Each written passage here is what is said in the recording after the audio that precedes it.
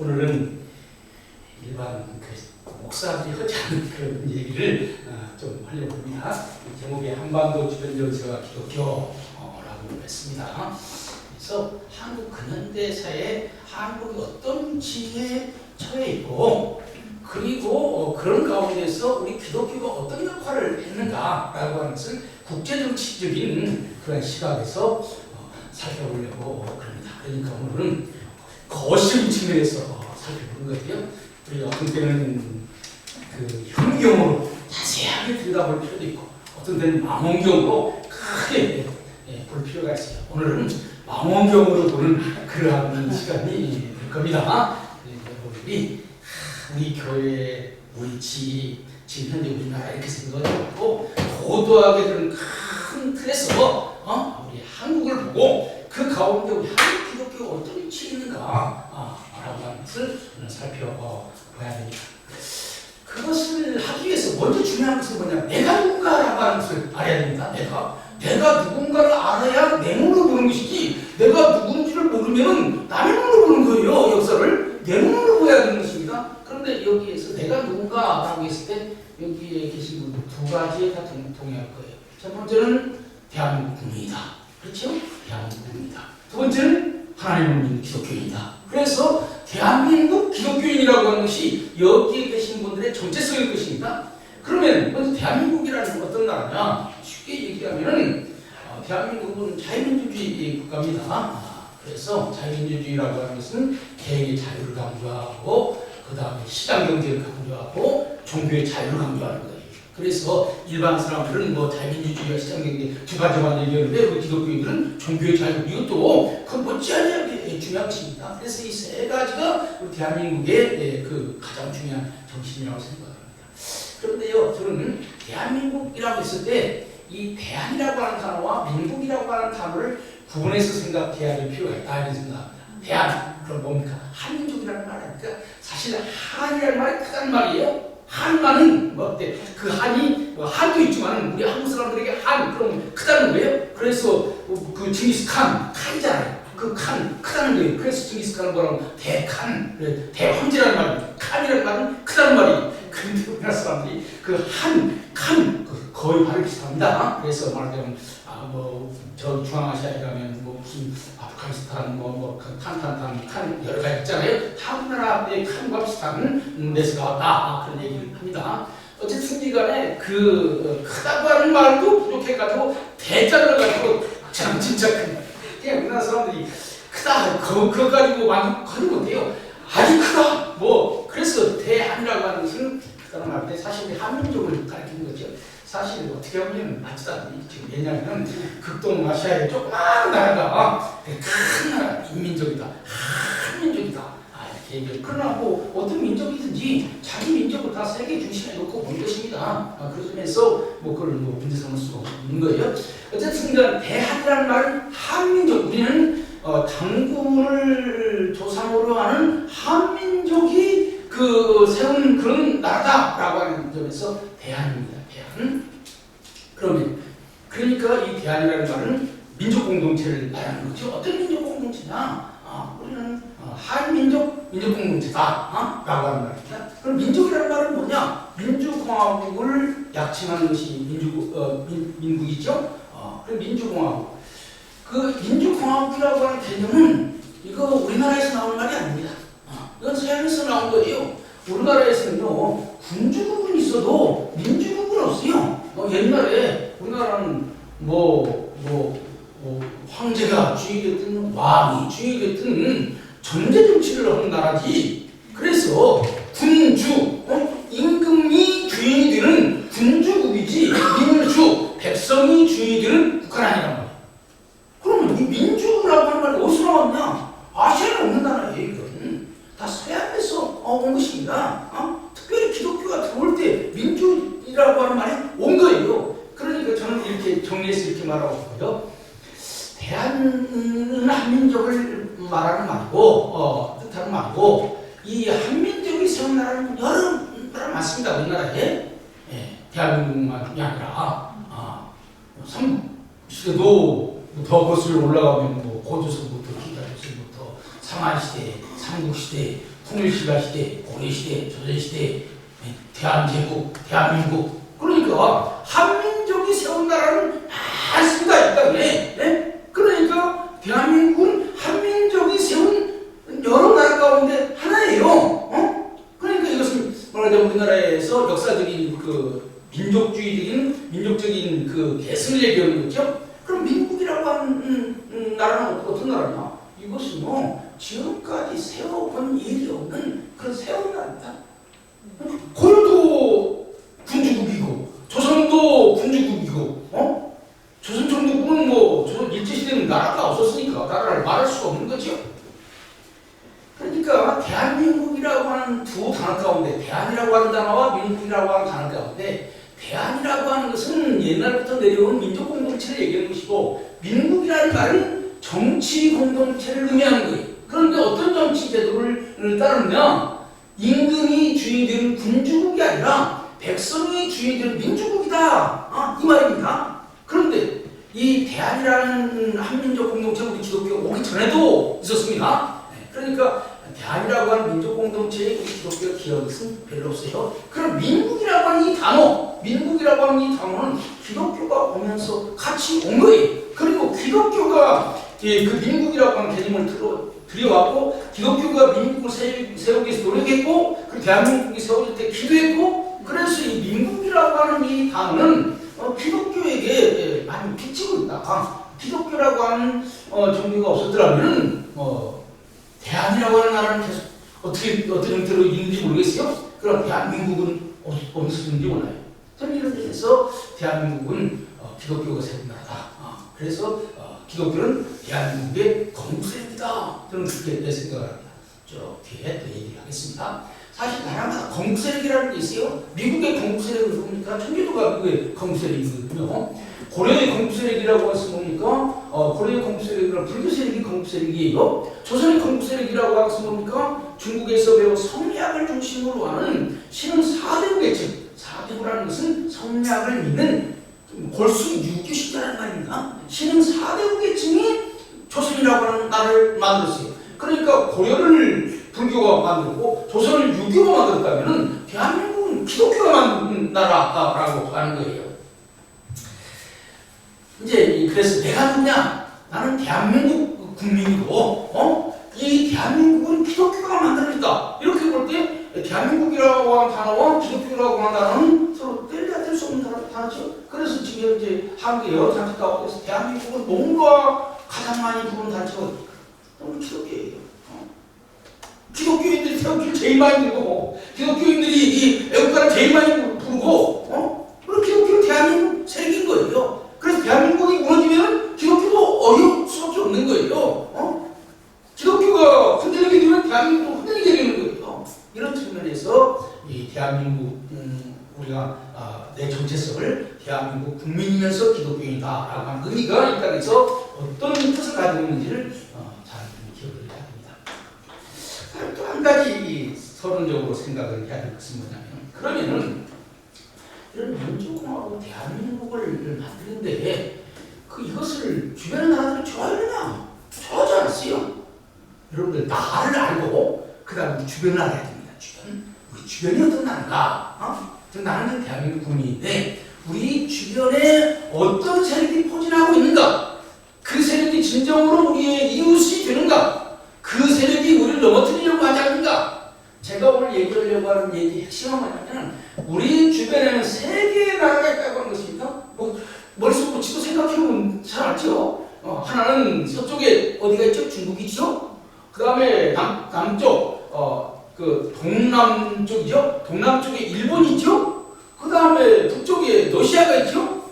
그래서 이 한반도를 가운데 두고 서쪽에 중국, 동남쪽에 일본, 그 다음에 북쪽에 그 소련, 러시아가 있단 말이에요. 이 세 나라가 문제예요. 세 나라가 한국이 잘 발전하고 그러기를 원하겠습니까? 그렇지 않아요. 한국이 커지면 자기 나라가 위험한 거예요. 그러니까 한국이 자기 나라에게 도움이 되는, 자기 나라를 잘 섬기는 나라가 되기를 원하는 것입니다. 응? 과거에 중국이 그랬고, 그 다음 일본이 그랬고, 그 다음 그런 거예요. 이 세 나라가 민주공화국으로서의 우리 기독교 국가인 그 한국을 좋아하지 않습니다. 중국의 유교적인 세력이 한국 기독교를 좋아하지 않냐고, 일본의 그 사무라이 혹은 신도이즘이 한국 기독교를 좋아하지 않냐고, 러시아의 공산주의 지금 종교에 그것이 우리 기독교를 좋아하지 않는 거예요. 그래서 제가 볼 때는요, 돌려가면서 이 세 나라가 한반도를 괴롭히는 겁니다. 이걸 잘 알아야 돼요. 어떤 때는 중국이 괴롭히고, 어떤 때는 일본이 괴롭히고, 어떤 때는 러시아가 괴롭히고, 또 다시 돌아서 중국이 괴롭히고, 지금 현재 그런 상황입니다. 그래, 제일 첫 번에는 중국이 괴롭히다가, 그 다음에 중국이 힘이 약해지니까 일본이 괴롭히다가, 그 다음에 일본이 이제 전쟁에서 지고, 그러니까 러시아가 괴롭히다가, 삥 돌아서 다시 이제 중국이 이제 부상해서, 얘가 큰 나라인데 너희 조그만 나라 내 말 안 들어? 지금 이러고 있는 상황입니다. 지금 우리 주변이 어떤 것인가를 잘 알아야 돼요. 제일 첫 번째는 내가 누군지를 알아야 되고, 그 다음 우리 주변이 어떤지를 알아야 되고, 그러면은 주변이 이렇게 나를 넘어뜨리려고 하는 세력이 있다면은 물론 주변도 항상 같은 것이 아니지, 잘 봐야 됩니다. 예를 들면서 영리합니다. 어떤 때는 나에게 적이 되던 나라가 어떤 때는 나의 동지가 돼요. 옛날에는 중국이 우리 계속 사대주의 해가지고 우리 넘어뜨리려고 했습니다. 그래서 우리 중국은 종주국이고 우리는 종주 밑에 있는 제후국이고 중국은 치료하는데, 일본이 이제 도상해가지고 일본이 우리나라를 식민지로 하니까 중국 우리나라 짝짝꿍이 된 거예요. 그래서 임시정부가 어디 갔습니까? 중국 가서 자기 수구 손잡아가니 독립운동한 거 아니? 그러니까 국제정치에는 영원한 적도 없고 영원한 친구도 없다, 이런 얘기가 있죠. 그 다음에 이제 러시아가 이제 내려오게 되고, 그러니까 한국과 일본이 러시아가 내려오면 한국만 위험하니까 일본도 위험하니까 일본도 우리나라 좀 도와줘. 그래서 일본에 기술 우리나라 준 거 아닙니까? 그러니까 지금 어떤 세력이 지금 한반도를 가장 위협하는가라고 하는 것을 잘 알아야 됩니다. 여러분들 오늘 제가 너무너무 중요한 얘기를 하는 겁니다. 아직 이런 얘기를 아직 제 머릿속으로 최근에 구상한 거예요. 아직 많은 사람들한테 얘기를 하지 않았습니다. 그게 오늘 제가 여러분들이 한국 근현대사를 새롭게 보는 그런 시각을 여러분들에게 얘기를 해주고 있는 겁니다. 그래가지고 이제 일본하고 우리가 이제 일본에서 우리나라 기술을 제공해요. 오늘 얼마 전에 삼성, 금성, 삼성 이건희 회장 주고 그 기술 어디서 왔습니까? 일본 소니나 이런 거 그 사람들이 도와준 거예요. 왜 일본 도와줬겠어요? 러시아가 내려오면, 공산주의 내려오면 조선이 한반도가 약해지게 되면, 무너지게 되면 일본도 위험하기 때문에 그런 거예요. 그렇기 때문에 주변 정세가 어떻게 바꿔지는지를 잘 봐야 됩니다. 그 다음에 여러분들 가운데서 조금 뭔가 팀분들은 이런 상황에서 이제 어떻게 해야 될 것인가? 나를 알았어요? 우리 주변을 알았습니다. 그 다음에 또 뭘 알아야 될까요? 질문. 예? 세계를 알아야지. 세계. 응? 나를 도와줄 또 다른 세계는 없는가? 이걸 알아야 되는 것입니다. 주변에 있는 세 나라는 궁극적으로 우리를 도와주지 않아요. 자기들 약할 때 손잡는 정도지 궁극적으로 우리를 도와주지 않는 거예요. 그러면 이 세 나라보다도 더 힘센 나라가 있어가지고 너희들 싸우지 마. 너희들 이쪽만 나라 건들면은 위험해. 내가 이쪽만 나라 너희들이 마음대로 장악하는 걸 놔두지 않을 거야. 이런 나라가 있어야 되는 거예요. 그 나라가 어디겠습니까? 미국인 거예요. 미국. 그래서 미국과 손을 제대로 잡느냐 못 잡느냐가 사실 이 세 나라를 견제할 수 있느냐 없느냐가 결정된 겁니다. 사실은. 그래서 한미관계가 중요한 거예요. 그런데 여러분 생각해보세요. 세계에서 제일 안전한 나라가 미국입니다.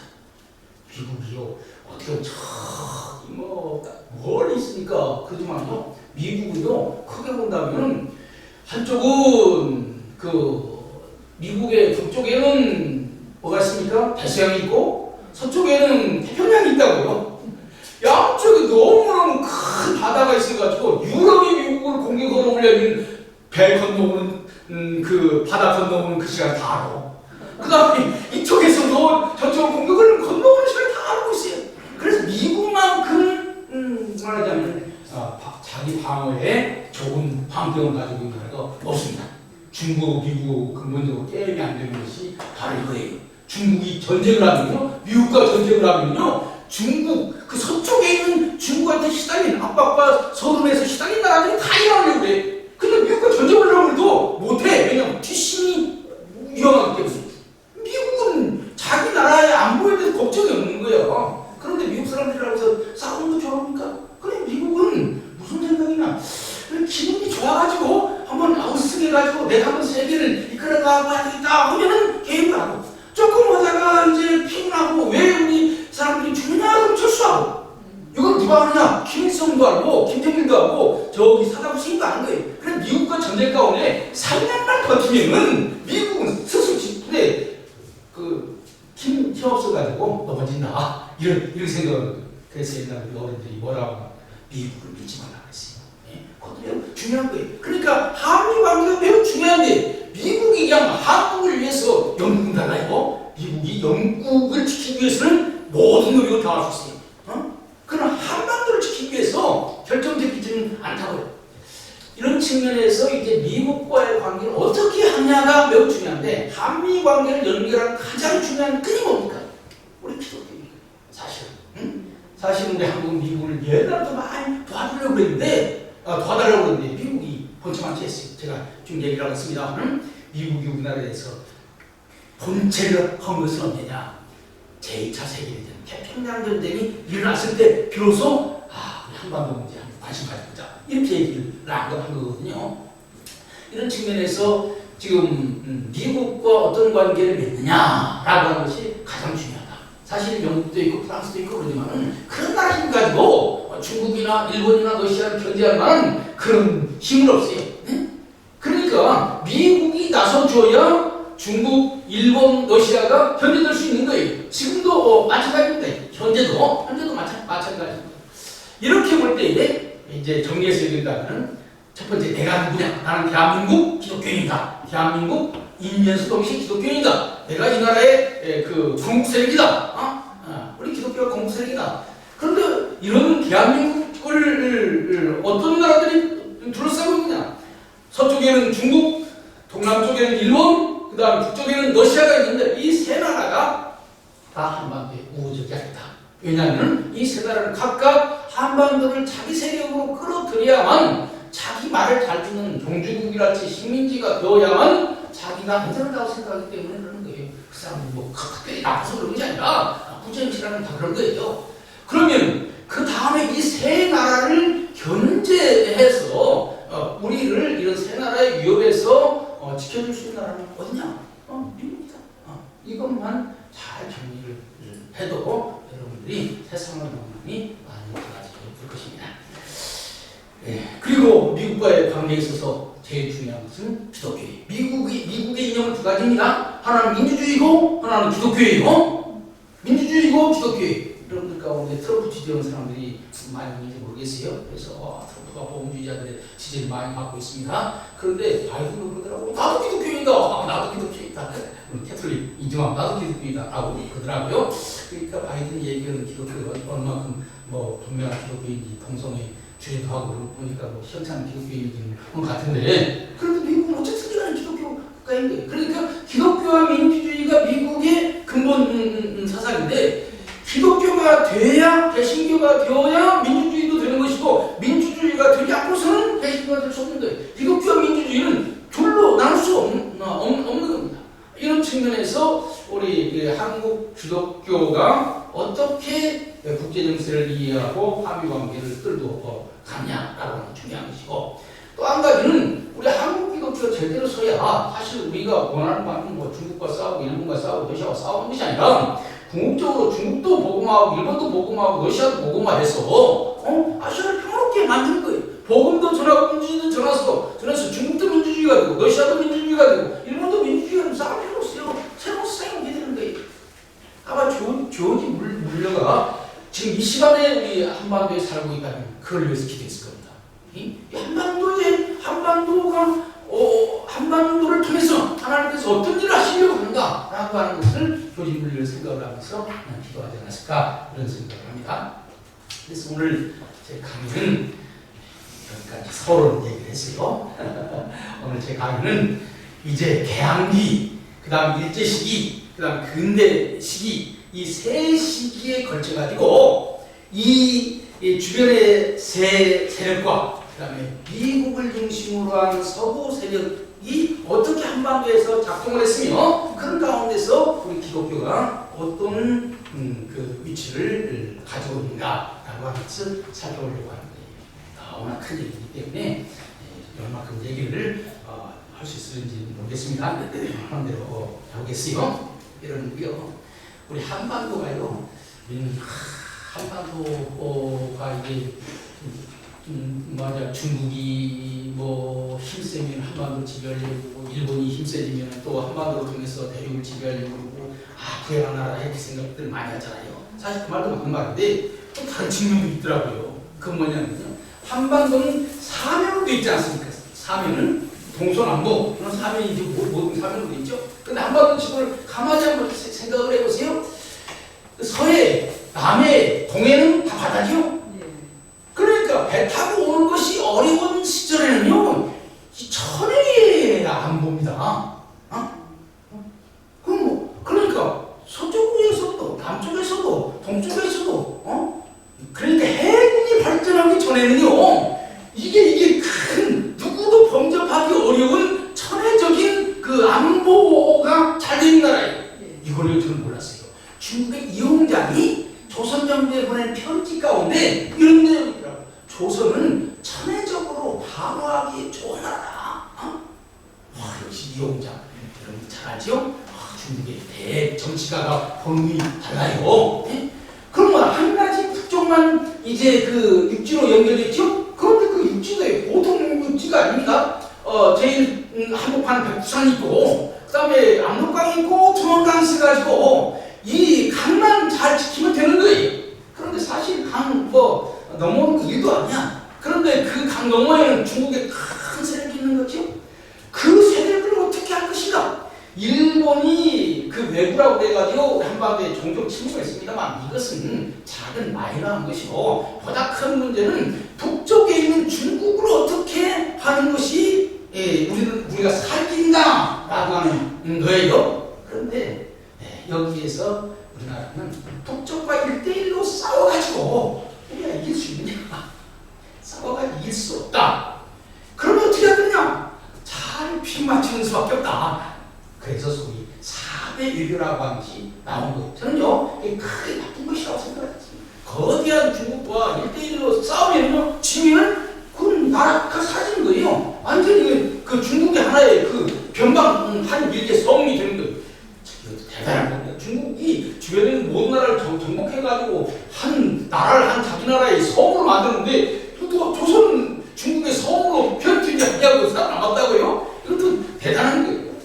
그래서 4대 질서가 나오게 되었는데 이 4대 질서를 좀 더 다른 말로 하면 중화주의라고 합니다. 중화주의, 중화민국 아니에요? 중국이 세계 중심이라고 하는 겁니다. 중화주의. 그럼 이 중화주의는 어디에 근거하고 있냐? 성리학적인 유교 질서에 근거하고 있는 거예요. 예? 성리학적 유교 질서라고 하는 것은 뭐냐? 세상의 중심에는 하늘이 있고 하늘의 뜻은 중국의 천자에게 내려졌고 중국의 천자가 하늘의 뜻을 모든 것을 다 가져가지고 주변에 있는 제후들에게 나눠준 거예요. 그러니까 하늘이 천자에게 모든 권한을 줬고 그 권한의 일부를 조선 땅은 이씨 네가 다 다스려라 라고 책봉을 해준 것이 조선이라고 하는 거예요. 그러니까 천자 하늘 천자 제후 그 다음에 공경 대부 그 다음에 그 사민 이렇게 나가요.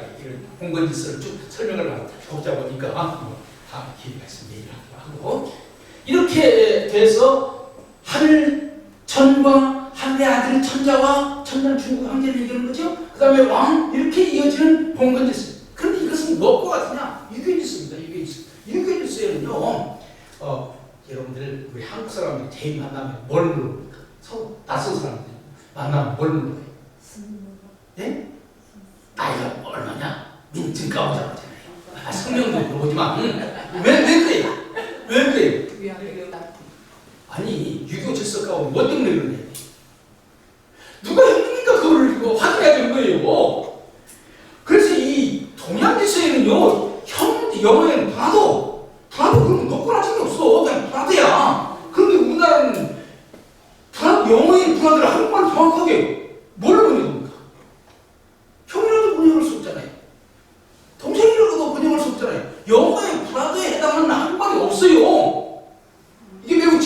누굽니까?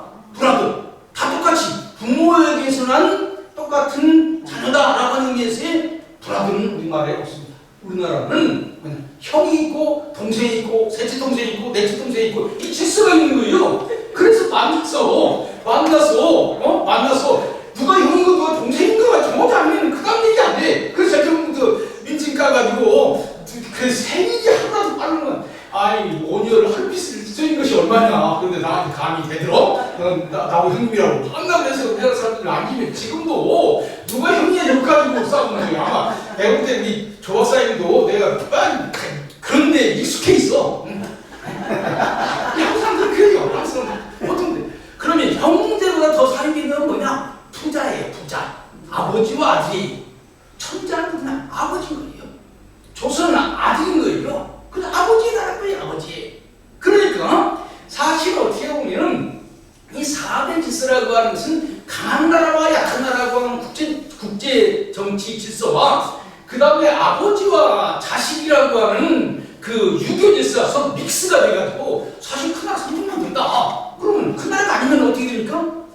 안 생기면 되는 거 아니에요. 딴 나라 큰 나라가 되면은. 그런데 이것을 부자관계로 만들어 놓으면 어떻게 되는 겁니까? 아버지가 그 약하다고 해가지고 아버지 버릴 수 없잖아요. 이것이 뭐냐? 명나라가 망했을 때에 역사를 조금 알아야 됩니다. 이런 강의 들으려면 명나라가 청나라가 이기고 명나라가 망했잖아. 그런데 그러니까 명나라는 아버지라고 숨겼는데 아버지가 줬다고 해가지고 이제 청나라를 다시 아버지로 섬길 수 있냐? 그러니까 겉으로 힘이 청나라가 세니까 겉으로 가서 너를 꼬시고 싫어지만은 그 아버지 얼마나 자식이 죽어가지고 눈을 못 감고 죽었는데 그래서 명나라의 황제 사당을 조선에다가 비밀이 만들어놓고 청나라가 볼까 봐서 밤에 가서 제사를 이랬다고 이게 그게 뭐냐 이게 중화질서라고 하는 거예요. 중화질서. 이 중화질서에 우리나라 사람들이 얼마나 깊숙하게 매일인지 몰라요. 그래서 우리나라 사람들은요 중국 그런 거 꼼짝 못해. 왜냐면 아버지 나라니까.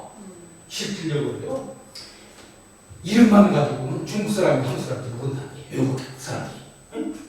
중국도 지금 습근평 세자 아닙니까? 선은 습이고 근평은 이름이고 우리나라도 선은 조씨고 이름은 갑진이고 미안합니다. 약간 형님인지 모르겠는데 어쨌든 간에 그런 상황이에요.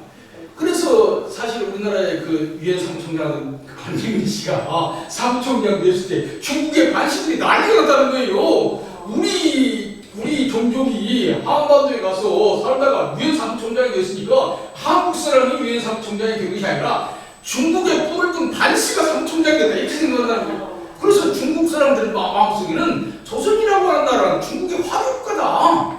여러분들 지금 현재 우리가 쓰고 있는 성씨에 70%가 다 중국 성씨를 그대로 가지고 있다는 거예요.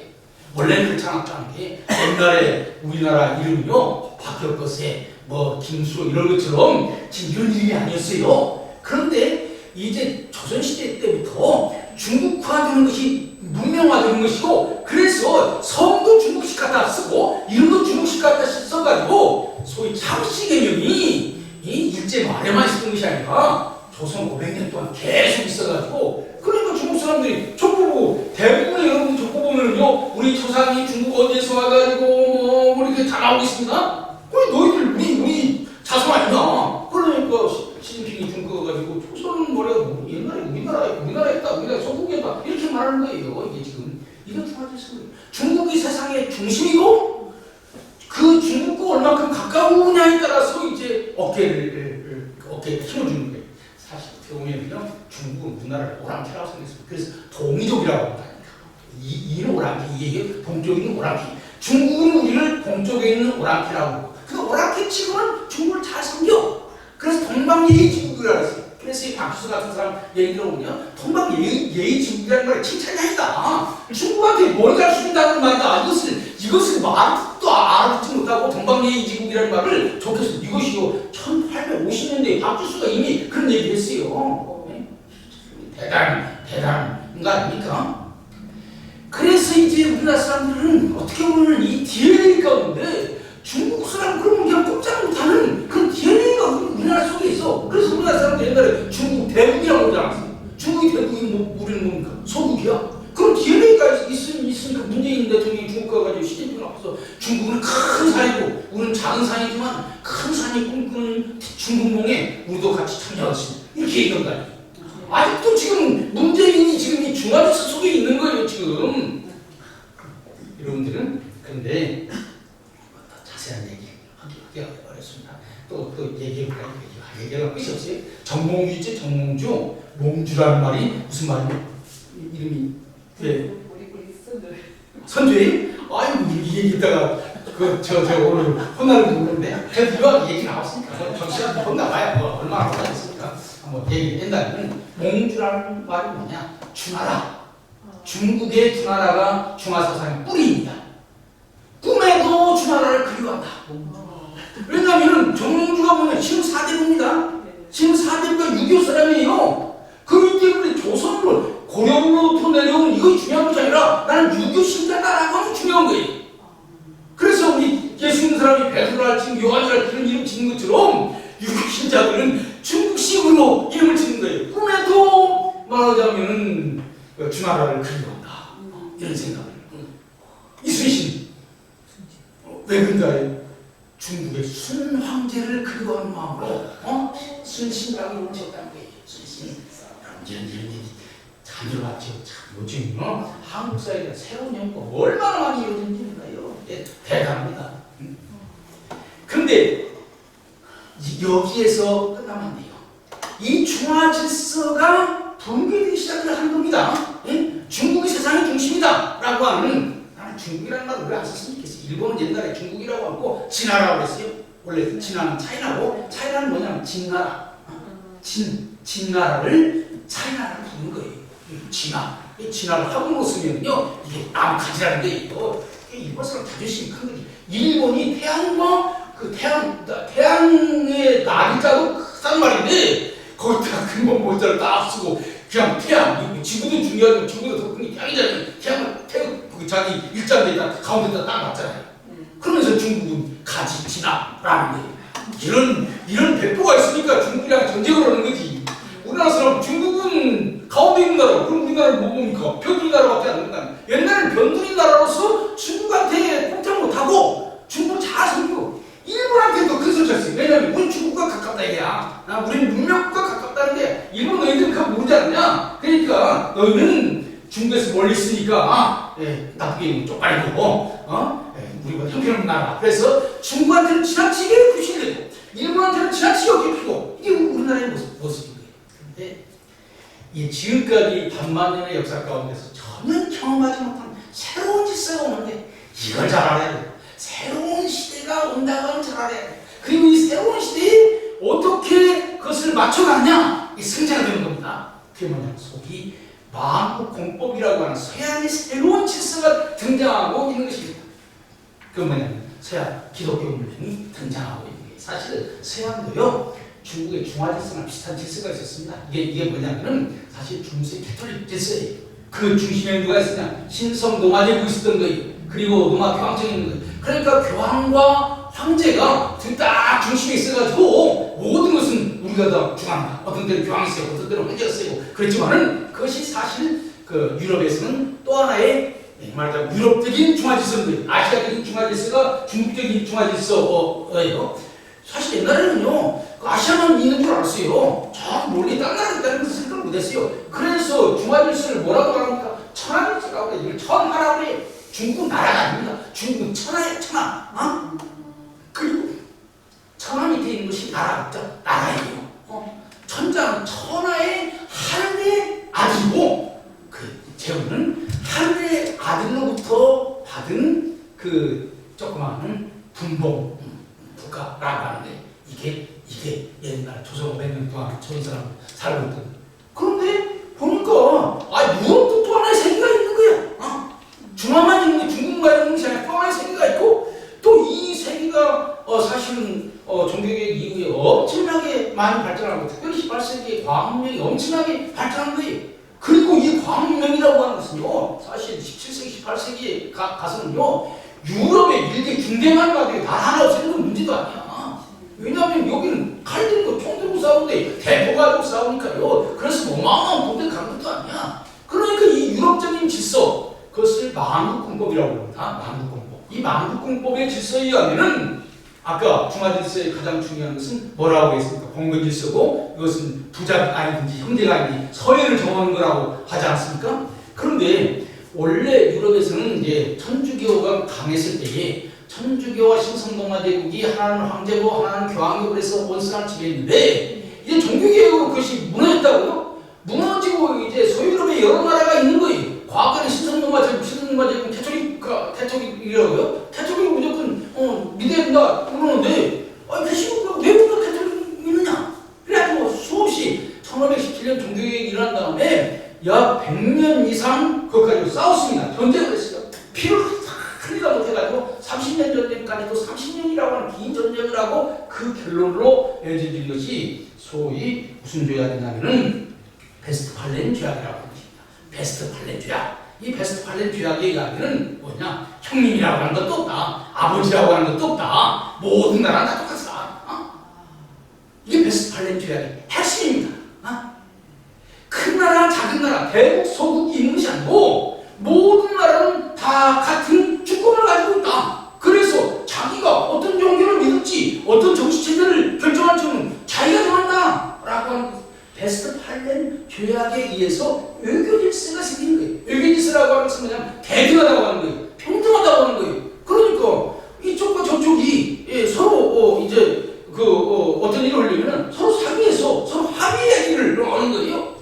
천하제서는 그것이 아니에요. 아버지가 말하면 아들은 들어야 되는 거지. 형님이 말하면 동생은 들어야 되는 것이지. 그냥 우리 한국 사람들 때요. 우리 지금 기독교인들 가운데 자유민주주의 얘기하는 사람들도 가만히 얘기하면 전방 목사를 비롯해가지고 이 말하자면 중세 봉건적인 생각이 다 있어. 그래가지고 뭐냐면 내가 대장인데 내 마음은 들어야지.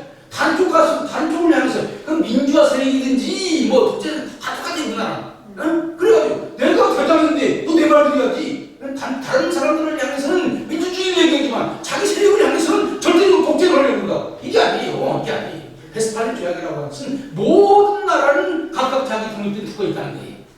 그래서 영국이 어떤 종교를 택하든지 다른 나라 간섭하지 말라는 거예요. 독일이 어떤 종교를 택하든지 다른 나라 간섭하지 말라는 거예요. 여기에서 사실 이게 개신교과들이 주도해 서는 겁니다. 왜냐하면 신성동화 제국은 천주교니까 천주교를 강요하려고 한다고요. 그러니까 여기에서 개신교를 국교로 하겠다. 그래서 개신교를 강조한 것이 아니라 나라마다 자기 고유한 주권이 있어가지고 그 나라가 자기 종교를 결정한다라고 하는 근대적인 개념. 그러니까 근대적인 국가 개념은 뭐냐면 모든 나라는 평등하다고 하는 거예요. 큰 나라든지 작은 나라든지 같다고 하는 거예요. 그래서 위화가 없다고 하는 거죠. 이게 베스트팔렌 죄악인 거예요. 이게 만국공법이고 사실 이 만국공법을 제일 먼저 만들어졌을 때는 사실 모든 나라가 같다라고 하는 것도요. 사실 기독교 세계 안에서만 모든 나라가 같다는 거예요. 여러분들 이 만국공법이라면요. 세계는 세 종류의 국가가 있습니다. 하나는 문명국이 있고 하나는 야만국이 있고 하나는 반문명국이 있습니다. 문명국은 어떤 문명국이냐? 자기처럼 영국, 프랑스, 네덜란드 이런 나라들처럼 기독교 문명을 가지고 주권을 가지고 있는 나라야. 이런 나라는 서로 침략하면 안 돼. 서로를 존중해 줘야 돼. 대사를 파견하고 공사를 파견하고 그래가지고 서로 대화를 해야 돼. 자기들끼리 이러면 안 돼. 그런데 이 야만국 어떤 나라냐? 나라를 볼 수 없어. 너무 이게 그런 나라들한테 1대1로 한다고 하는 것은 그런 나라를 너무 높게 평가하는 거야. 그런 나라는 누군지 먼저 가서 먹는 게 문제야. 그래서 그 나라를 근대 국가로 만들어줘야 돼. 이렇게 생각하는 거예요. 그러니까 이 힘없는 그런 나라, 힘없는 뿐만 아니라 문화적으로 미경, 글자를 알아, 차가 있어, 배가 있어, 아무것도 없으니까 가가지고 이거 내 땅이다 그러면 내 땅인데 그게 어디냐? 남미, 아프리카 수많은 나라들이 야만국에 있는 이 먼저 가서 깃발 꽂고 서구 유럽의 국가들이 깃발 꽂는 거예요. 반문명국이라고 하는 것은 어떤 나라냐? 나라의 국가긴 해. 그런데 근대 국가로서의 기본적인 질서를 갖지를 못했어. 그게 뭐냐? 중국이나 우리나라 같은 나라예요. 나라는 왕은 있어. 통치 체제는 있어. 그러나 서구적인 개념으로 볼 때 이것은 제대로 된 국가가 아니야. 법에 의해서 통치하지 않아. 민족의 질서가 없어. 나라라고 말할 수가 없어. 이런 나라는 빨리 가서 개명을 시켜줘야 돼. 그러니 좋은 것을 알려주면 못 알아들어. 그러니까 그러고 보니까 대포를 갖다 놓고 너 말 들을까? 안 들을래? 안 들으면 총 쏠 거야? 대포 쏠 거야? 그렇게 해서 억지로라도 해야 한다. 이 얘기하는 거예요. 그래서 이 만국공법 질서에 의하면은 기독교적인 서구 문명이 스탠다드고, 그 스탠다드에 도달해야만이 국제적으로 인정을 받는다. 그 스탠다드에 제일 먼저 도달한 나라가 어떤 나라인 줄 아세요? 아시아에서? 어떤 나라일까요? 일본인 거예요. 그래서 일본은 이미 1870년대, 80년대부터 국제적인 스탠다드에 있는 국가로서 인정받기 시작합니다. 문명국가로서 인정받기 시작합니다. 일본 사람들이 가지고 있는 프라이드라고 하는 것은 대단한 거예요. 옛날 중화적수 시대가 아니라 중국이 한미 뜻을 받들어가지고 자기가 아시아를 마음대로 온 그런 시대는 지나갔다. 우리 일본은 이제 아시아에서 섬에 있었지만은 오히려 우리 일본은 영도 우리 일본을 인정하고 독일도 우리를 인정하고 우리 국제질서 가운데 속해 있는 국제적인 나라다. 그래서 이것은 뭐라 탈아입국, 아시아에서 벗어나서 유럽으로 갔다, 유럽 국가다 이런 생각을 하게 된 것입니다. 그러니까 여기에서 지금 중요하게 얘기를 해야 할 것은 중화질서가 붕괴져 가고 있다고 하는 거예요. 그리고 서구의 새로운 만국공법이라고 하는 새로운 질서가 오고 있다고 하는 거예요. 이것은요, 한반도에서 지금까지 경험해보지 못한 새로운 얘기예요. 옛날에는 아무리 벽이 바꿔지고 명나라가 청나라로 바꿔지고 원나라가 명나라로 바꿔지고 이런 정도인데, 이제는 저기 바다에서 지금까지 감히 건너가지고 못하는 것이라고 생각했던 그 바다를 건너가지고 오는데 이 질서가 이 중국도 거기에 꼼짝 못하고, 중국 꼼짝 못한다면 세계 꼼짝 못한다고 하는 것과 마찬가지. 그래서 만국공법이라고 하는 새로운 질서가 등장하고 있다. 그래서 제가 볼 때는요, 어제도 한국사 강의하는 분이 조선을 통해서 국제관계 이렇게 얘기하는데 근본도 다 틀렸습니다. 왜 틀렸냐? 조선은 아무리 봐도 이 만국공법 질서라고 하는 새로운 질서를 깨달은 것은 19세기 후반에 깨달았기 때문에 그 중화질서 안에서 누가 크냐 이런 정도의 싸움인데, 지금 전혀 새로운 세력이 나타나가지고 이제 이쪽과 비교할 수 없는 그런 새로운 그 질서를 만드는 거예요. 여기에 제일 역사 빠르게 편입한 나라가 일본인 거예요. 여러분들 중화질서에 의하면요, 일본은 중화질서의 제일 끝에 있습니다. 왜냐하면 중국이 있고, 중국에 한국이 있고, 한국 밑에 일본이 있고, 그래 중화질서에서 본다면 제일 꼴찌야. 그런데 이 꼴찌가요, 제가 그래서 어떤 사람한테 이 꼴찌가 2등 되는 방법이 있다. 그것은 뭐냐? 뒤돌아서 가면 돼요. 뒤돌아서 가면 돼요. 중국이 중심이라고 했을 때 일본은 꼴찌지만, 서양 세계의 새로운 중심으로 등장했을 때는 이제 중국 따를 걸 것이 아니라 어차피 꼴찌니까 뒤돌아서 가지고 서양을 우상문명을 받아들이면 되는 거예요. 그래서 일본이 아시아에서 꼴찌 국가였다가 이제 1등 국가로 변화되는 거예요. 그런데 우리나라는 아직도 옛날 그 중화질서 거기에 그냥 문명해가지고 중국을 중심이라고 생각하고, 명나라에 대한 황제, 명나라 황제에 대한 계산으로 대한민국이 망할 때까지 됐다. 참, 머리가 완전히 멍청한 거지요. 세상이 어떻게 바꾸질지를 모르고. 그러니까 이 황준하는 사람이 쓴 조선천리학에 보면 뭐라고 하냐면, 지금 반만년의 아시아 역사에 있어서 한 번도 경험해보지 못한 새로운 세상이 오고 있다.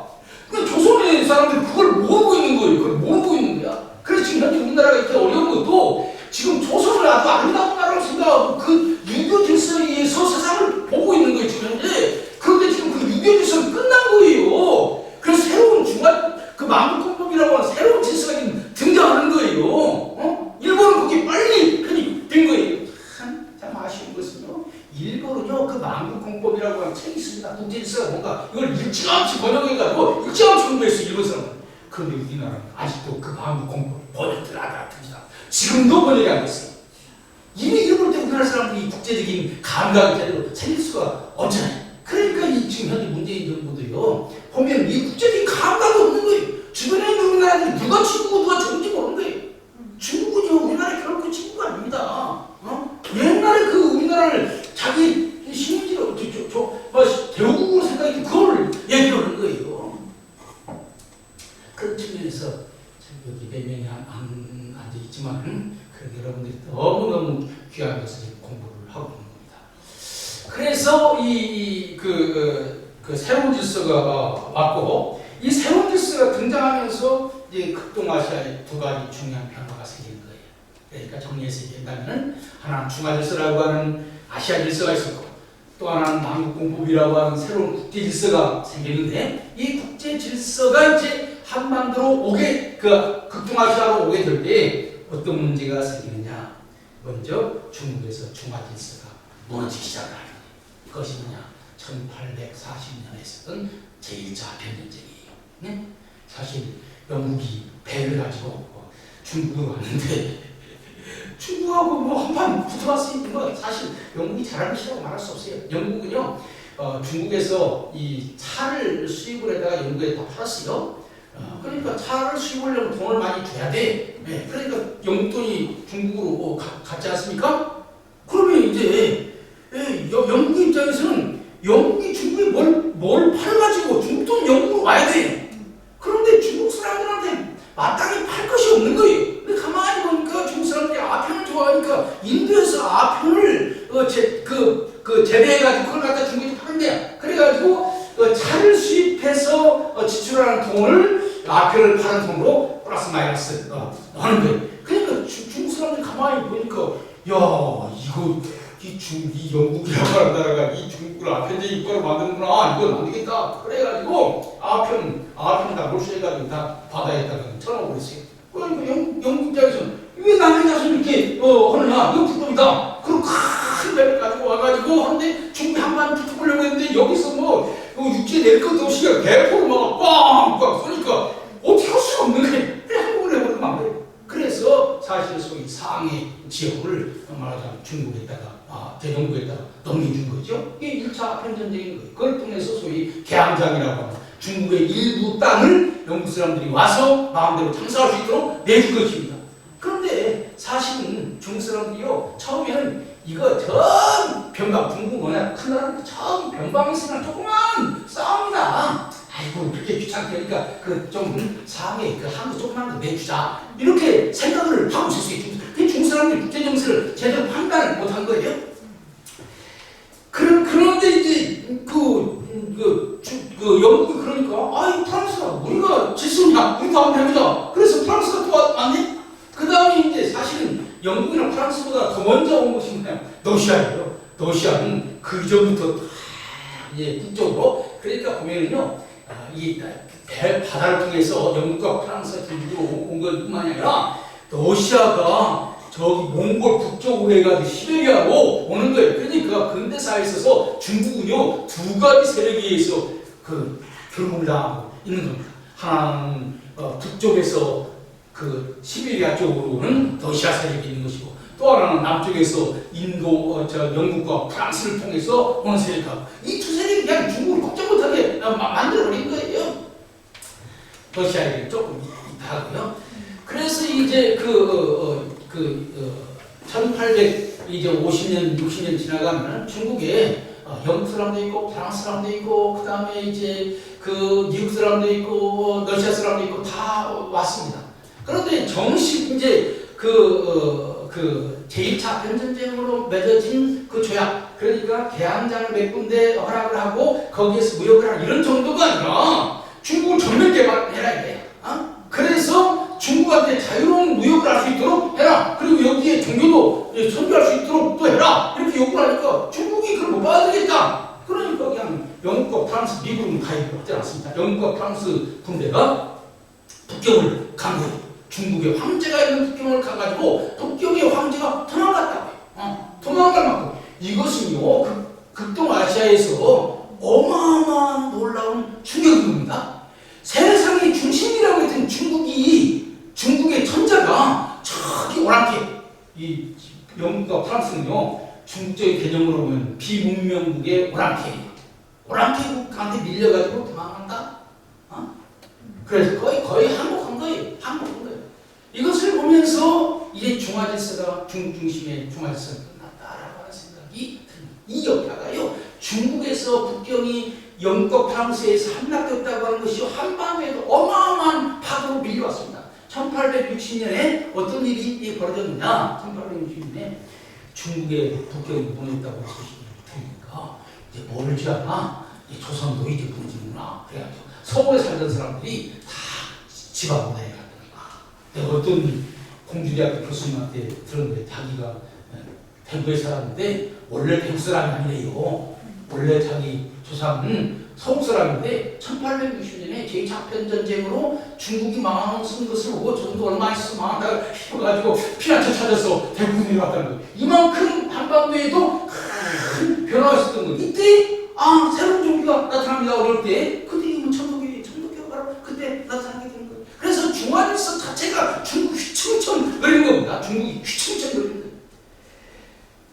그래서 이제 중국의 중화질서가 무너지고 있다. 아직 무너진 것은 아니에요. 그러니까 부자는 망해도 10년 간다고 중국은 땅덩어리가 워낙 크니까 어떤 나라도 가가지고 한꺼번에 다 삼킬 수가 없어. 그러니까 남쪽은 프랑스, 중간쯤 영국, 그 다음에 러시아는요 생각이 달랐어.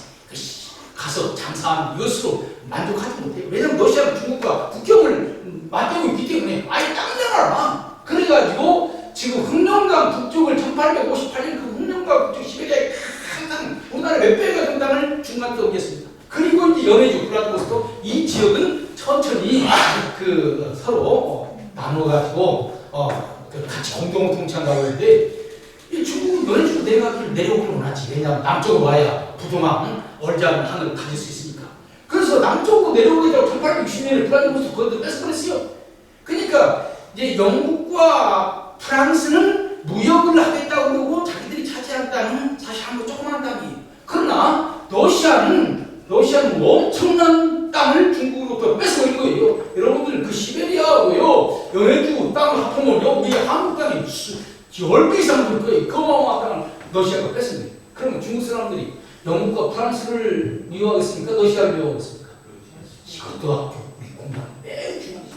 러시아가 문제다. 영국과 프랑스도 문제지만은 러시아가 더 큰 문제다. 영국과 프랑스는 아무리 해도 중국 왕조를 바꾸려고 하지 않는다. 그냥 장사할 수 있으면 된다. 그리고 전도 정도 하는 그런 것 요구하는 것인데 러시아는 그냥 삼키려고 한다. 러시아가 큽니다. 그 다음에 또 하나의 그러니까 중국은 이 새로운 질서에 의해서 망해가고 있고 종중국은 망해져가고 있고 새로 부상하는 나라는 어떤 나라가 있어요? 아까 얘기한 것처럼 일본이죠? 일본이 부상을 하고 있는 거예요. 사실 일본은 중화질서의 꼴찌인 나라인데 그 변두리에 있는 사람들이 항상 나쁜 것이 아닙니까? 이쪽이 중심일 때 여기 있는 변두리는요 불리해. 왜냐면 여기 가려면 어려우니까. 그럼 이쪽이 중심이 되면 여기서 여기 오는 것보다 여기서 여기 오는 가깝잖아요. 일본이 그런 거야.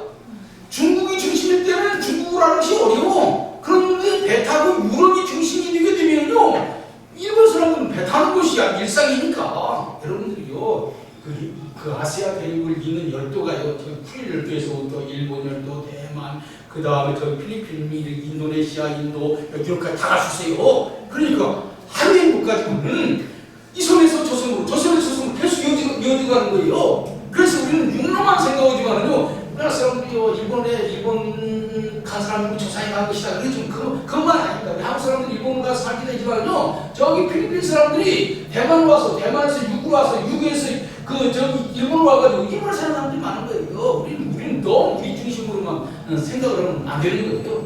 이렇게 해가지고 일본이 거꾸로 이제 뒤돌아왔으니까 1등 국가가 되는 거예요.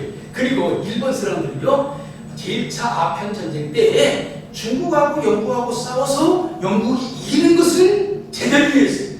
야, 저 큰 나라가 그 일본한테 영국한테 망하는 것을 보면은 영국이나 서양 세력이 올 때 우리가 거기 와서 싸울 수 있을 거예요. 일본 문화의 장점은 뭐가 있냐면 힘센 사람한테 머리 숙일 줄 알아. 그리고 거기 정원을 입는다고? 근데 우리나라 사람을 명분이라고 하는 걸 가지고 힘센 사람 앞에서 이제 한번 싸우려다가 제대로 싸우지도 못하고 또 거기에서 또 이제 그 다음에 머리 숙여요. 그 다음에 아빠하면서 이러면 근데 옛날 얘들을 버리면 어떨까? 그런데 우리나라가 그래서 이리 갈까 저리 갈까? 그래서 어떤 사람은 한국을 헷갈리는 녀석이다. 그러면서 이 반도국가예요. 한국인지 모르지. 헷갈리는 거죠. 일본은 그런데 딱 알았어요. 어차피 지금 중화질서에 속해서 중국을 섬기는 것보다는 차라리 등반하고 이제 사람들한테 그런 지금 기존의 역사학자들 주장하는 거 당신이 아무리 따라가봐도 그 사람들 서열에 제일 끝번에 서는 거야. 어? 나처럼 이렇게 얘기하는 사람의 뒤에서 얘기하면 그건 1등이 되는 거예요. 왜냐면 내가 처음 얘기했으니까. 어? 여러분들이 사원들도 마찬가지입니다. 아무리 다른 사람 것을 모두에서 만들어도 2등밖에 안 돼. 네?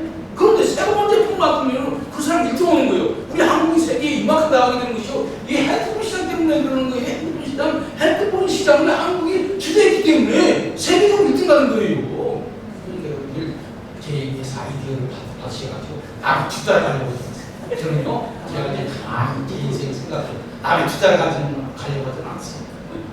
제가 주장해서 제가 먼저 얘기를 하고, 그러니까 먼저 얘기하니까 매도 나고 그러지만 재밌잖아요. 먼저 앞장서니까. 네? 저 어떤 면에서는 한국 사람은 새롭게 역사를 이해를 하게 되면 그 1등하고 1등 못할 수도 있지. 근데 어차피 꼴등인데 뭐 꼴등이 뭐 1등 못한다고 뭐 이렇게 뭐가 있어요. 일본은 어차피 중간지수 가운데 꼴등인데 제한 문화를 받아서 1등하면 좋은 것이고 저도 꼴등인데 뭐 성적을 그렇지. 그래서 저는 오히려 꼴등이 그 선택할 여지가 많다. 여러분들 자녀들 가운데 꼴등을 잘했으면 너무 공부해가지고 그 조금 잘해가지고 그거 말고 그 꼴등들이 잘하는 것이 있다고요. 분뱅이도 구름대주가 있다고. 그 잘하는 것을 개발해서 그걸 가지고 그 나가지고 가면 되는 거예요. 너무 세상을 달리 봐야 되는 거예요. 그래서 이제 일본이 아예 머리를 숙일 바에는 철저하게 숙이자. 그래가지고 일본은 개항하자마자 배워야 되겠다. 이래서 개항하자마자 여러분 후발부자는요 좋은 점이 있어. 자기 앞에 잘하는 나라들이 많아. 그러니까 골고루 배우죠. 그래서 골고루 합해야 되는 거예요. 그 장사를 보니까 연구 잘해. 그래 연구 가서 장사를 배우고, 군인을 보니까 독일이 잘하는 것 같아. 그래 독일 가서 배우고, 육군은 프랑스가 잘하는 것 같아. 그래 프랑스 가서 배우고, 또 미국도 보니까 배울 것이 많아. 미국도 보내고. 그래서 여러 팀들을 세계 각국이 다 보내는 거예요. 그래서 오늘 일본이 만들어진 거예요. 여러분들 일본을 하고 그렇게 얕잡으면 안 되는 거예요. 세상의 나라 가운데서 일본을 얕잡은 나라는 한국밖에 없대. 사실 그런데 한국 사람들이 그렇게 얕잡고 있었는데 한국 와서 얕잡아본 것처럼 얘기하는 거지. 일본 가서 그렇게 알고 그래요. 참 하여간에 얘기는 할 것이 많습니다. 미국의 그 여행 가이드에 뭐가 나와 있는 줄 아세요? 보통 일본 여행하고 그 다음에 한국 여행을 해요. 그런데 일본 가서 보면 발전한 게 많잖아요. 그런데 그것이 한국에 왔으니까 한국에 와서 일본 얘기하기 쉽잖아요. 그런데 주의할 점 뭐라고 하면 한국 가서 일본 칭찬하지 말라. 그러면 그거는 뼈도 못 준다. 이 가이드에 나와 있대. 그런데 일본이 그냥 그렇게 된 것이 아니에요. 후발부자로서 여러 나라로부터 배웠다고 해요. 그러니까 여기에서 이제 모든 나라는 다 마찬가지입니다. 중국이 힘있게 되니까 모든 것을 중국 중심으로 세상을 바꾸려고 하지. 일본도 오면만 왜 우리가 병국이냐? 우리가 중심이 되어야 된다. 그래서 나라 이름도 일본, 우리가 태양성 이름 나라고 우리나라가 세계 중심이다. 그래서 근본문자를 쓴다니 일본 사람들이요, 일본 국제상이 세계 배꼽이라고 생각합니다. 세계가 그 말하자면 그 일본 그 국제상에서 나왔다. 일본 신화에 나온 거죠. 그러니까 일본도 이제 점점 커져가지고 미국과 싸우는 것은 그렇지만 아시아에서는 우리가 지금 대장도를 해고 합니까? 왜 중국만 대장도로 하는데 우리도 대장도로 하면 아무 안 돼? 이렇게 해서 만들어진 것이 시간이 들는지 모르겠습니다만 뒤에서 얘기하는 대동아 공영권이 나잡을 수 있는 걸 알죠? 우리가 이 아시아를 우리가 장악하고 있다. 이런 생각. 또 하나의 중화질서인데 일본을 중심으로 한 또 하나의 중화질서가 등장합니다. 제가 미국한테 배웠지만, 유럽한테 배웠지만 어느 정도 성장하니까 내가 항상 2등까지야. 나도 한번 1등 한번 해보자 하고 나선 게 평양경쟁을 한 거예요. 한번 나서서 고개를 딱 내미는 순간 미국한테 오자 부산 딱 나고 끝난 거죠. 여러분 중국도 지금 똑같은 거예요. 지금 옛날에 자기들 1등 국가였어. 그러나 19세기에 중국은 중국의 역사상 제일 별로 힘없는 나라였어요. 어떤 면에서 보면요, 우리가 중국한테 시달리지 않은 유일한 때가 20세기 20세기에 한 70년 정도 중국한테 시달리지 않았다고 말할 수 있어요. 우리나라 긴 역사 가운데 중국한테 시달리지 않은 데가 없어요. 그런데 왜 아펜닌이 중국이 쇠해가지고 갈비를 찢어지니까 주변에 나라들을 괴롭힐 힘이 없는데 그때 사실 우리나라가 이만큼 성장하고 얘기를 하겠어요. 그래가지고 이제 중국이 그만큼 등장을 하고 있는데 중국이 이제 70년대 이후부터 미중 교류를 해가지고 미국으로부터 경제 도움도 하고 해가지고 발전합니다. 이제 언제까지 우리 이들이냐? 적어도 아시아에서 우리가 한번 대장도 해봐야 되는 거 아니냐? 지금 중국이 바로 그런다는 얘기예요. 지금 중국이 옛날에 일본이 이제 막 발전해가지고 발전할 때는 미국말 잘 들었는데 어느 정도 성장해가지고 그래 나도 한번 어깨를 내밀고 한번 싸워볼 수 있어? 하고 태평양 전쟁을 시작했죠. 그러다 혼자부터 두 방 맞고 끝났다고요. 그런데 지금은 중국이 내가 그래도 역사로 따지면 미국은 근본 없는 나라 아니야. 우리는 역사 얼마인데 우리가 다시 한번 옛날 중국몽, 중국 꿈, 중국아 차이니스 드림 이걸 한번 일으켜보자. 이게 지금 시진핑의 가장 중요한 정책 아닙니까? 그래서 일어나려고 미국이 그걸 가만히 놔둘까? 중요한 과제지 지금 코로나가 중요한 게 아닌데 지금은 어쩌면 더 중요한 것이 지금 미중 관계 어떻게 될 것인가라고 하는 것이 더 중요한 거예요. 어쨌든 간에 정리해서 얘기한다면 과거에는 중국 질서가 있었고 중화 질서가 있었고 반풍법 질서가 있었는데 이 반풍법 질서가 아시아로 오면서 중화 질서를 중심으로 했던 중국은 이제 망해져가고 있고 하지만 이 마음은 망해져가고 있고 일본이 새롭게 부상을 하고 있다. 이런 국제 정세를 이해를 하고 이런 것 때문에 생긴 것이 1876년에 만들어진 강화도 조약이라고 하는 것입니다. 강화도 조약. 이 강화도 조약의 내용이 뭐냐? 사실은요, 중국이 고민이 많아요. 뭐죠? 가지만 나무에 바람 달라고 중국이 큰 나라예요. 주변에 조공국들을 잘 걸어보고 있습니다. 근데 사실은요, 버마도 조공국이지, 베트남도 조공국이지, 대만도 조공국이지, 그 다음에 유구도 조공국이지, 한국, 조선도 조공국이지. 그래서 중국을 가운데 놓고 쭉 있었던 여러 나라가 중국 섬기는 나라예요. 근데 하나씩 둘씩 다 버마는 영국 넘어가고, 베트남은 프랑스로 넘어가고, 대만은 이제 아직은 안 넘어갔어요. 유구가 다시 일본이 보니까 국제 질서를 보니까 힘없는 나라가 조그마한 나라를 야만국이라고 가서 삼키는데 일본이 그걸 배운 거야. 우리도 한번 삼키는 연습으로 제일 가까운 조그마한 나라부터 해봐야 할 거 아니에요. 힘이 얼마큼 있는지. 그래서 이 원래 유구가 중국에 속박이었는데 이 일본이 지금 중국이 망해져가 늙은 호랑이니까 우리가 이 유구쯤 먹어도 괜찮겠다 이렇게 생각해서 유구를 덜컥 먹었어요. 중국은 속으로 부글부글 끓는 거야. 서양나라한테 다 하는 것뿐만 아니라 이제 일본한테도 다 해? 그럼 일본도 배인 나라가 조선이잖아요. 이 조선이 이제 넘어가면 어떻게 되느냐? 조선이 일본한테 먹히게 되면 어떻게 되느냐? 여러분 자세히 보세요. 중국은요, 우리나라를 어떻게 생각했냐? 아까 이용장의 말을 또 다른 말을 보면 너무 재밌어요. 여러분들 북경이 한복판에 있죠? 거기 누가 삽니까? 천체가 사는 거예요. 그리고 이쪽에 한반도가 어떻게 됩니까? 중국의 왼팔이에요. 왼팔. 그래가지고 만주에서부터 내려오는 한반도가 북경을 감싸고 있다고? 만일에 한반도가 일본한테 넘어가면 왼팔이 사라지는 거예요. 그럼 북경이 넘어간다는 거예요. 한반도를 못 지키면은 만약 북경을 못 지킨다는 거예요. 이 한반도가 중국한테 얼마나 중요하겠습니까? 이미 이제 버마 넘어갔지, 베트남 넘어갔지, 유구 넘어갔지, 다 넘어갔는데, 그런데 중국이 안심하는 게 있어요. 한국 동방예의지고 중국어를 잘 들어. 그게 아주 중국어로서는 큰 희망이 있어요.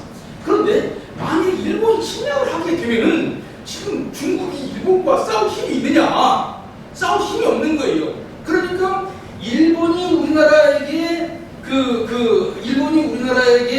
그 조건을 내밀었을 때 우리나라가 그것을 받아들여서 넘어가면 평화롭게 넘어갈 수 있지만 일본이 제시했는데 우리나라가 그걸 안 받아들였다? 그러면 이것은 전쟁이 벌어질 수 있는 거예요. 여기 중요한 또 문제가 생긴 것입니다.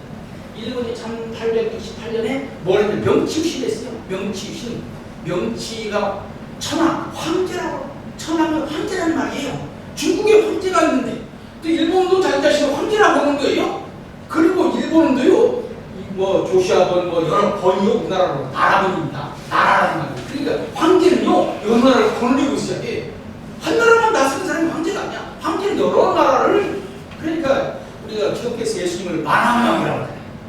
황제는 뭐냐? 만왕이 왕. 만왕이 왕.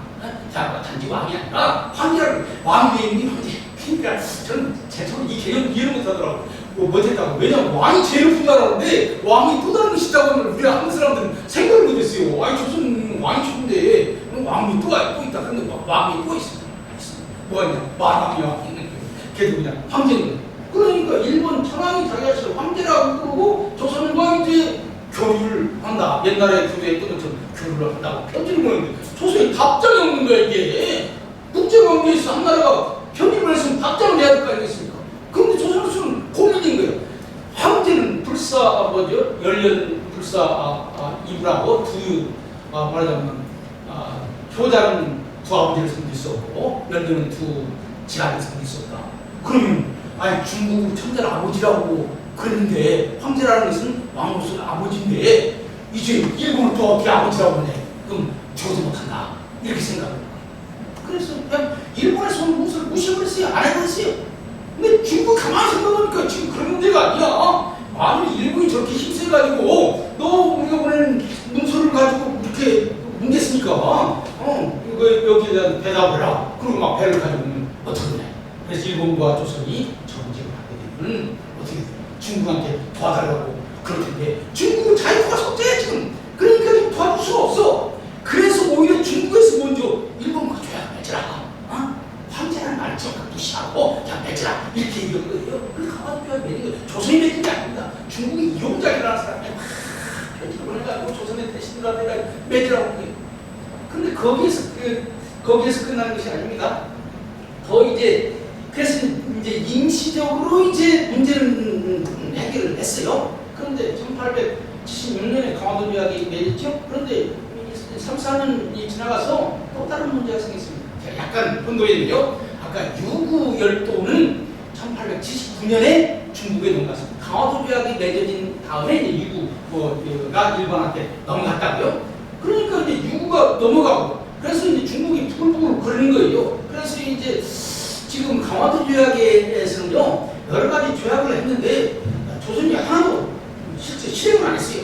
원래 한국을 세 개를 열어주기로 했습니다. 그래서 동해안, 서해안, 그다음에 남해안 세 개를 열도록 했는데 부산에는 원래 일본 사람들이 있었어. 그러니까 그것은 옛날부터 있었던 거니까 열다고 실질적으로 말할 수 없어요. 그런데 서해안에도 동해안에도 한국을 안 열어주고 서해안에도 한국을 안 열어주는 거예요. 그럼 그냥 배치라고 못하겠다고 말을 일본으로서는 이게 말하자면 그 조약 위반이라는 거지. 그러니까 자꾸 막 공격해서 올라오는 거예요. 아까 얘기한 것처럼 중국이 생각해보니까 큰일이야.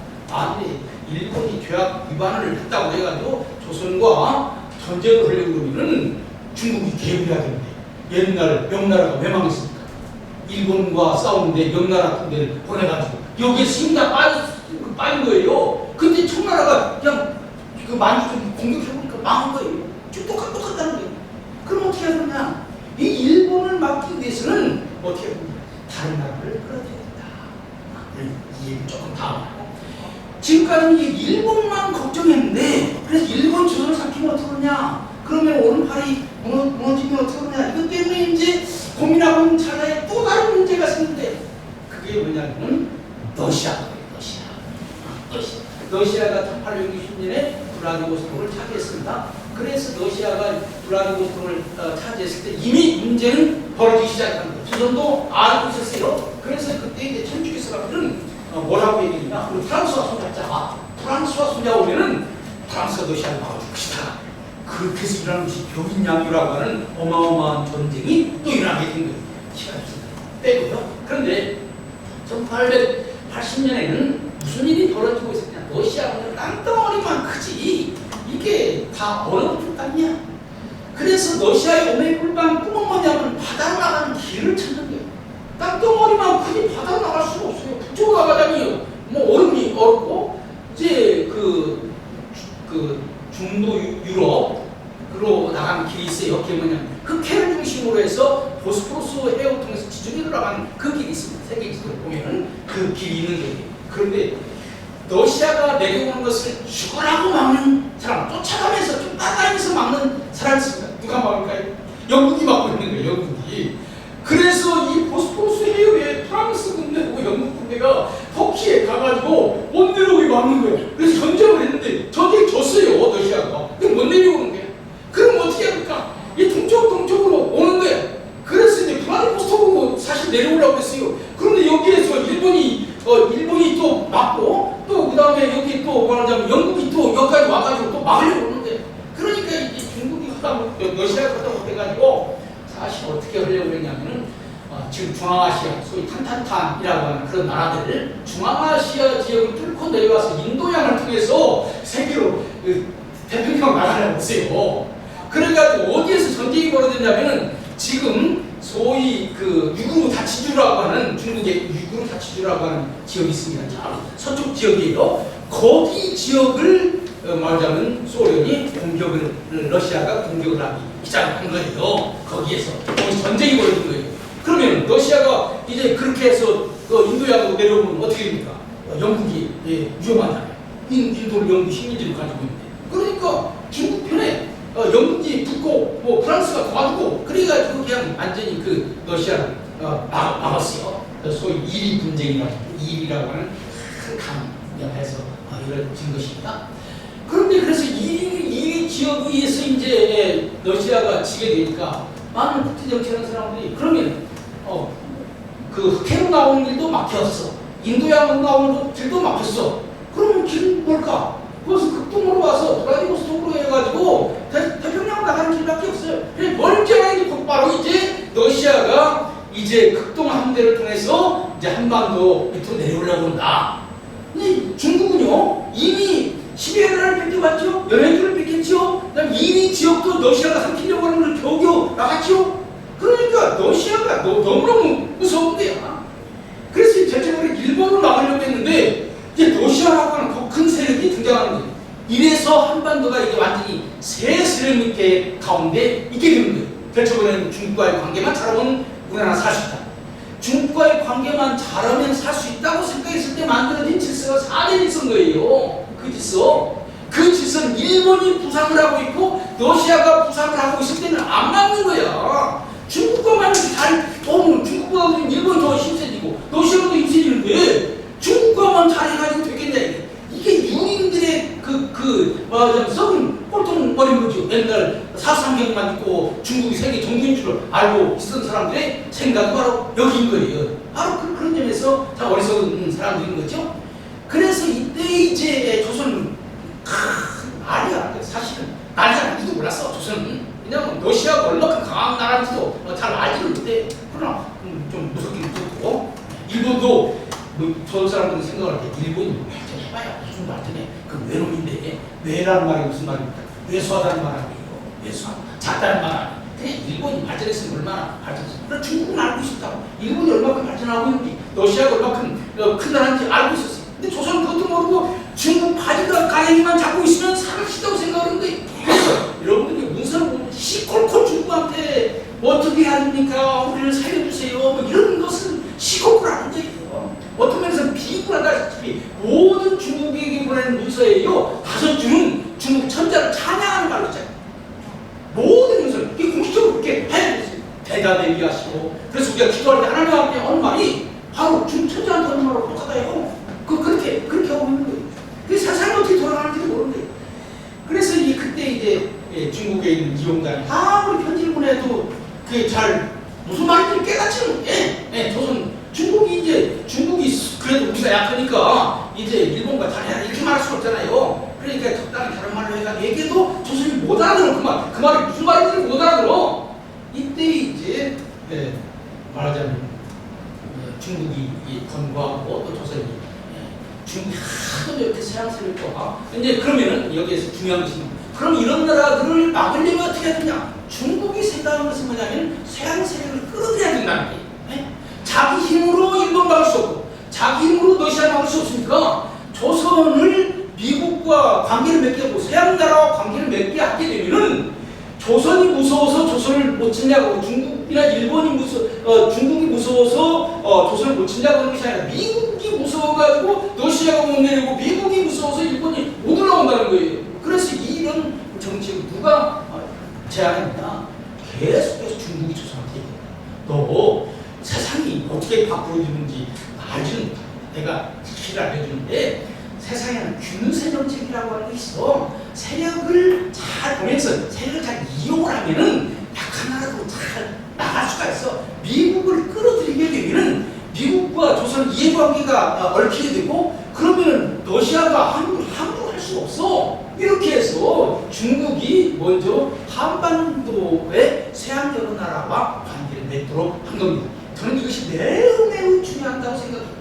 그래서 한반도의 주변에는 중국, 일본, 러시아가 한반도를 돌아가면서 어떻게 보면 돌려 패기를 하고 있는데 이때의 한반도가 살아갈 수 있는 길은 서양 나라와 손을 잡아서 서양 나라로 하여금 일본이나 또 러시아나 심지어 우리 한국 입장에서는 중국까지 견제할 수 있는 거예요. 그러니까 여기서 지금 역사 교과서의 기본적인 전제가 틀린 겁니다. 지금 역사 교과서는 서구 세력과 우리나라 민족주의가 싸운 것으로 되어 있지만은 실질적으로는 그것이 아닌 거예요. 일본 사람들이 우리나라를 넘보려고 러시아가 넘보려고 그러니까 이것을 막기 위해서 서양 사람들을 우리나라 끌어들이는 거예요. 이런 그것이 다른 나라와 같아요. 그러니까 뭐 인도랄지 모든 나라들은 서양 제국주의의 실질적인 직접적인 힘이었지만은 우리나라는 늦게 이제 문을 개방한 통에 일본이 식민지를 만들려고 하거나 러시아가 영토를 확장하려고 하거나 또 더 나아가서는 중국도 이제 조선을 뺏기지 않으려고 하는 그런 상황 가운데서 오히려 우리가 믿을 곳은 미국밖에 없다. 이런 생각을 하게 됩니다. 제일 첫 번째 이걸 끌어들인 것은 중국이 끌어들인 겁니다. 왜냐하면 자기 힘으로 막을 수 없으니까. 조선을 일본한테 넘겨주기 싫어하고 미국은 그래서 이제 조선의 그 김홍직이라고 하는 사람이 수신사를 끌고 일본으로 갔습니다. 1880년에 가가지고 거기 가서 이제 일본에서 중국 영사관, 일본에 있는 중국 영사관의 하여장이라고 하는 사람이 공사였고 공사관이죠. 공사였고 그 밑에 있는 사람이 황준헌이라고 하는 사람이 있는데 그 사람이 책을 썼습니다. 그게 뭐냐면 조선책략이라고 하는 책을 썼습니다. 조선책략 매우 중요한 책입니다. 한반도의 역사를 이렇게 중요하게 그 정책에 영향을 미친 문서가 있을까 싶을 만큼 중요한 것입니다. 자꾸 시계를 보실 때 얘기했으면 시간이 많이 또 하고 여러분 시험 보는 것도 아니니까 제가 지금 현재 넉 장을 써왔는데 제가 지금 한 장 하고 조금 더 나가고 있어요. 얘기하는 거 된다고 생각합니다. 그래가지고 어쨌든 간에 그 황준헌이 조선 책략이라고 하는 책을 썼어요. 너희 조선에 들어가서 이 책을 왕한테 줘라. 그래서 왕이 이걸 보고 고종이 이것을 보고 나라를 어떻게 이끌어갈 것인가라고 하는 것을 배워라 라고 하는 거예요. 조선 책략. 유명한 책입니다. 이 책의 내용이 매우 중요합니다. 이 책의 내용은 바로 이거예요. 우리의 가장 큰 적은 누구냐? 러시아라고 하는 거예요. 러시아는 어떤 나라냐? 육군을 200만이나 가지고 있고 대함대를 수백 척 가지고 있고 그래서 세계의 러시아만큼 큰 나라입니다. 사실 러시아는요 3개 대륙에 걸쳐가지고 나라를 가지고 있었습니다. 유럽도 북유럽에 러시아가 있고 아시아에 러시아가 있고 사실 아메리카 알래스카도 원래 러시아였습니다. 그러니까 세계 3대 대륙에 걸쳐가지고 나라를 가져온 나라가 러시아인데 이 러시아가 지금 내려오려고 그런다. 러시아가 지금 그 땅덩어리는 크지만 항구가 없어가지고 대양으로 나갈 수 있는 길이 없는데 지금 현재 유일한 가능한 땅은 블라디보스토크고 부동항이에요. 거기에 조금만 내려오면 원산항이 있는 거예요. 원산항만 차지하게 되면은 이 러시아가 태평양으로 나가게 되고 그다음에 동남아시아로 나가게 되고 중국으로 나갈 수 있게 되고 그래서 내려오려고 합니다. 그래서 뭐가 그러냐 지붕에서 큰 물동이를 물에 담아가지고 이렇게 내려 부수려고 하는 그런 위험이 있다. 너 그런 거 알고 있냐? 중국 황준헌의 책에 제일 먼저 나오는 것이 바로 이것입니다. 지금 국제 정세는 지금 러시아라고 하는 세계에서 보지 못한 강대국이 나와가지고 그 강대국이 조선을 삼키려고 하고 있다. 그럼 어떻게 해야 되냐? 그래서 이 방아책, 그래서 우리나라는 러시아라고 했어요. 러시아를 막는 방아책. 그럼 어떻게 러시아를 막을 것인가? 첫 번째, 친중국. 그래도 아시아에서 중국이 큰 나라니까 그래도 철석도 부패한다. 그래서 그런 걸 간단하게 얘기했어요. 그 다음에 두 번째는 결일본. 일본과 너는 싸우지 마라. 지금 우선 적은 러시아이기 때문에 러시아도 일본을 적으로 생각하고 있다. 그런 국제정치학자가 그런 얘기를 하더라고요. 어떻게 해서 동맹이 맺어지느냐? 적이 같으면 동맹이 맺어집니다. 적이 같으면 이게 무슨 말이냐면은 생각이 같다고 해서 동맹이 아니라 지금 적이 이 나라도 공격하려고 그러고 저 나라도 공격하려고 그러면 이 두 나라가 이 적을 막기 위해서 같이 뭉친다는 거예요. 이게 러시아가 지금 한국도 먹으려고 그러고 중국도 먹으려고 그러고 그다음에 일본도 먹으려고 그러니까 이제 러시아라고 하는 공동의 적 앞에 중국과 일본이 같이 손을 잡아야 되고 일본도 조선과 손을 잡아야 된다. 그래서 친중국 결일본. 그래서 일본하고 쓸데없이 일본의 속셈이 나쁜 것은 다 알지만은 그냥 잠깐 묻어두고 일본하고 같이 싸우는 거야. 지금 러시아 막아야 되는데 일본 막는다고 해가지고 그걸 소개하면 안 된다. 그래 이것 가지고 안 돼. 이것까지 러시아를 막을 수가 없어. 러시아를 막으려면 미국과 손잡아야 돼. 그래서요 사실 고종 미국이 어떤 나라인지 제대로 잘 이해를 못했습니다. 그런데 바로 이런 상황 가운데서 중국이 미국과 손잡으라고 권고를 하게 된 거예요. 미국과 손잡으라고. 그러면서 미국이 어떤 나라인가라고 하는 것에 대해서 조선청자에 자세하게 설명하고 있어요. 미국은 첫 번째로 땅이 큰 나라다. 그래서 다른 나라 식민지를 만들려고 하지 않는다. 돈이 많은 나라다. 따라서 다른 나라에서 다른 나라에서 착취하려고 하지 않는다.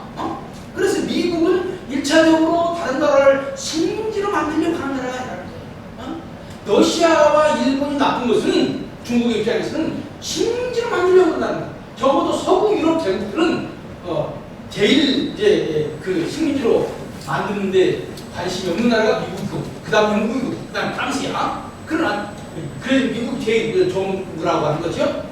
또 한 가지 전 사람들의 가장 큰 염려는 뭐냐면 만일에 미국과 손잡고 미국의 종교인 기독교가 들어오면 어떡하냐. 지금 전 사람들은 유교를 믿고 있잖아요. 제일 결정적인 핵심과인 것이 유교 성리학자들이 제일 싫어하는 것이 뭐냐면 기독교예요. 기독교가 들어오게 되면 유교는 어떻게 되느냐라고 하는 거예요. 여기에 대해서 이 황준원이 뭐라고 얘기했느냐. 미국은 정치와 종교가 분리다. 그래서 프랑스가 천주교를 가지고 올 때는 중국에 와서 프랑스를 강요했지만은 미국은 정치와 종교가 분리기 때문에 미국의 종교인 기독교를 조선에 강요하지 않는다. 이게 핵심 문제입니다. 그러니까 기독교를 받아들인다고 미국과 손잡는다고 해도 기독교가 말하자면 미국과 더불어 자동적으로 들어올 것은 없다. 그러니까 마음 먹고 미국과 손잡아라 라고 하는 얘기를. 그러면서 은근하게 기독교에 대해서 긍정적으로 얘기하는데 천주교는 지금 중국에 와가지고 많은 나쁜 짓을 했다. 그러나 개신교는 중국에 와서 나쁜 일을 하지 않았다. 그러니까 지금 그 당시에는 우리 조선에는 천주교만 있었지 개신교는 없었어요. 개신교하고 손 잡는 것에 대해서 그렇게 두려워하지 마라. 이런 얘기를 천천하게 쓰고 있는 거예요. 그리고 더 나가서 뭐라고 얘기했냐면은 저런 사람들은 주자, 육자, 이게 뭐냐 성리학이에요. 성리학을 하나처럼 섬기는데 예수의 가르침은 이 주자의 가르침은 천배 남았다. 이렇게 쓰고 있어요. 예수의 가르침은 이것을 보고 나중에 조선에는 무인들이 난리가 난 거예요. 그래서 1880년 8월달에 그 책이 우리나라에 들어와가지고 그 책으로요 마음도 있고 신앙도 있고 다 읽었습니다. 왜냐면 그걸 다 그러니까 그냥 특별히 경상도에 있는 유인들이 벌떼같이 일어나가지고 우리가 한참 넘기는 이 공자님의 가르침이 기독교보다도 이게 이렇게 못하다고 하는 이런 것을 막 그래가지고 경상도, 전라도, 뭐 충청도, 강원도 재밌는 것은 미국에서는 대목 없더라고. 평화는 대목 없더라고. 그래 거기 별로 이유가 강하지 않거든요. 이런 측면에서 대대적인 그 반대가 있었습니다. 그러니까 여기에서 지금 황준 시인이 말하자면은 러시아를 막고 그 다음에 일본을 막고 그렇게 하려면은 그래도 가장 좋은 나라가 조선이 맺어야 되는데 바로 그 좋은 나라가 미국이다. 미국과 먼저 손을 그 조약을 맺게 되게 되면은 다른 나라도 미국 따라서 조약을 맺어야 되기 때문에 더 나쁘게 조약을 맺을 수가 없다. 이런 측면에서 미국을 끌어들인 거예요. 여기에서부터 한미 관계가 시작되는 거예요. 그러니까 제일 중요한 것은 뭐냐면은 중국과 한국이 러시아와 일본을 막기 위해서 미국을 끌어들인 거예요. 그래서 미국이 침략한 것이 아니고 이 일본과 러시아를 막기 위해서 미국을 중국과 우리가 끌어들인 거예요. 그런데 중국의 입장과 우리의 입장은 약간 다를 수밖에 없습니다. 중국은 조선을 러시아한테 넘기지 않기 위해서 미국을 끌어들였지만은 조선은 또 생각이 다른데 왜냐하면 미국을 끌어들여서 이왕에 러시아를 아무 데서 끝나지 말고 중국까지 막고 놀아도 되겠냐. 이런 생각을 하게 되는 거예요. 중국까지 얼마나 막으면 좋겠냐. 그래서 이제 이 제철번에는요 시간이 없으니까 피곤합니다. 12시까지 마치겠습니다. 네, 다음 내기로 또 기회가 있습니다. 하긴 또 기회 없어도 그래서 그래서 이제 미국이 우리나라와 조약을 맺는 데 있어서요 조약도에 나라와 나라가 다 급이 있는 것입니다.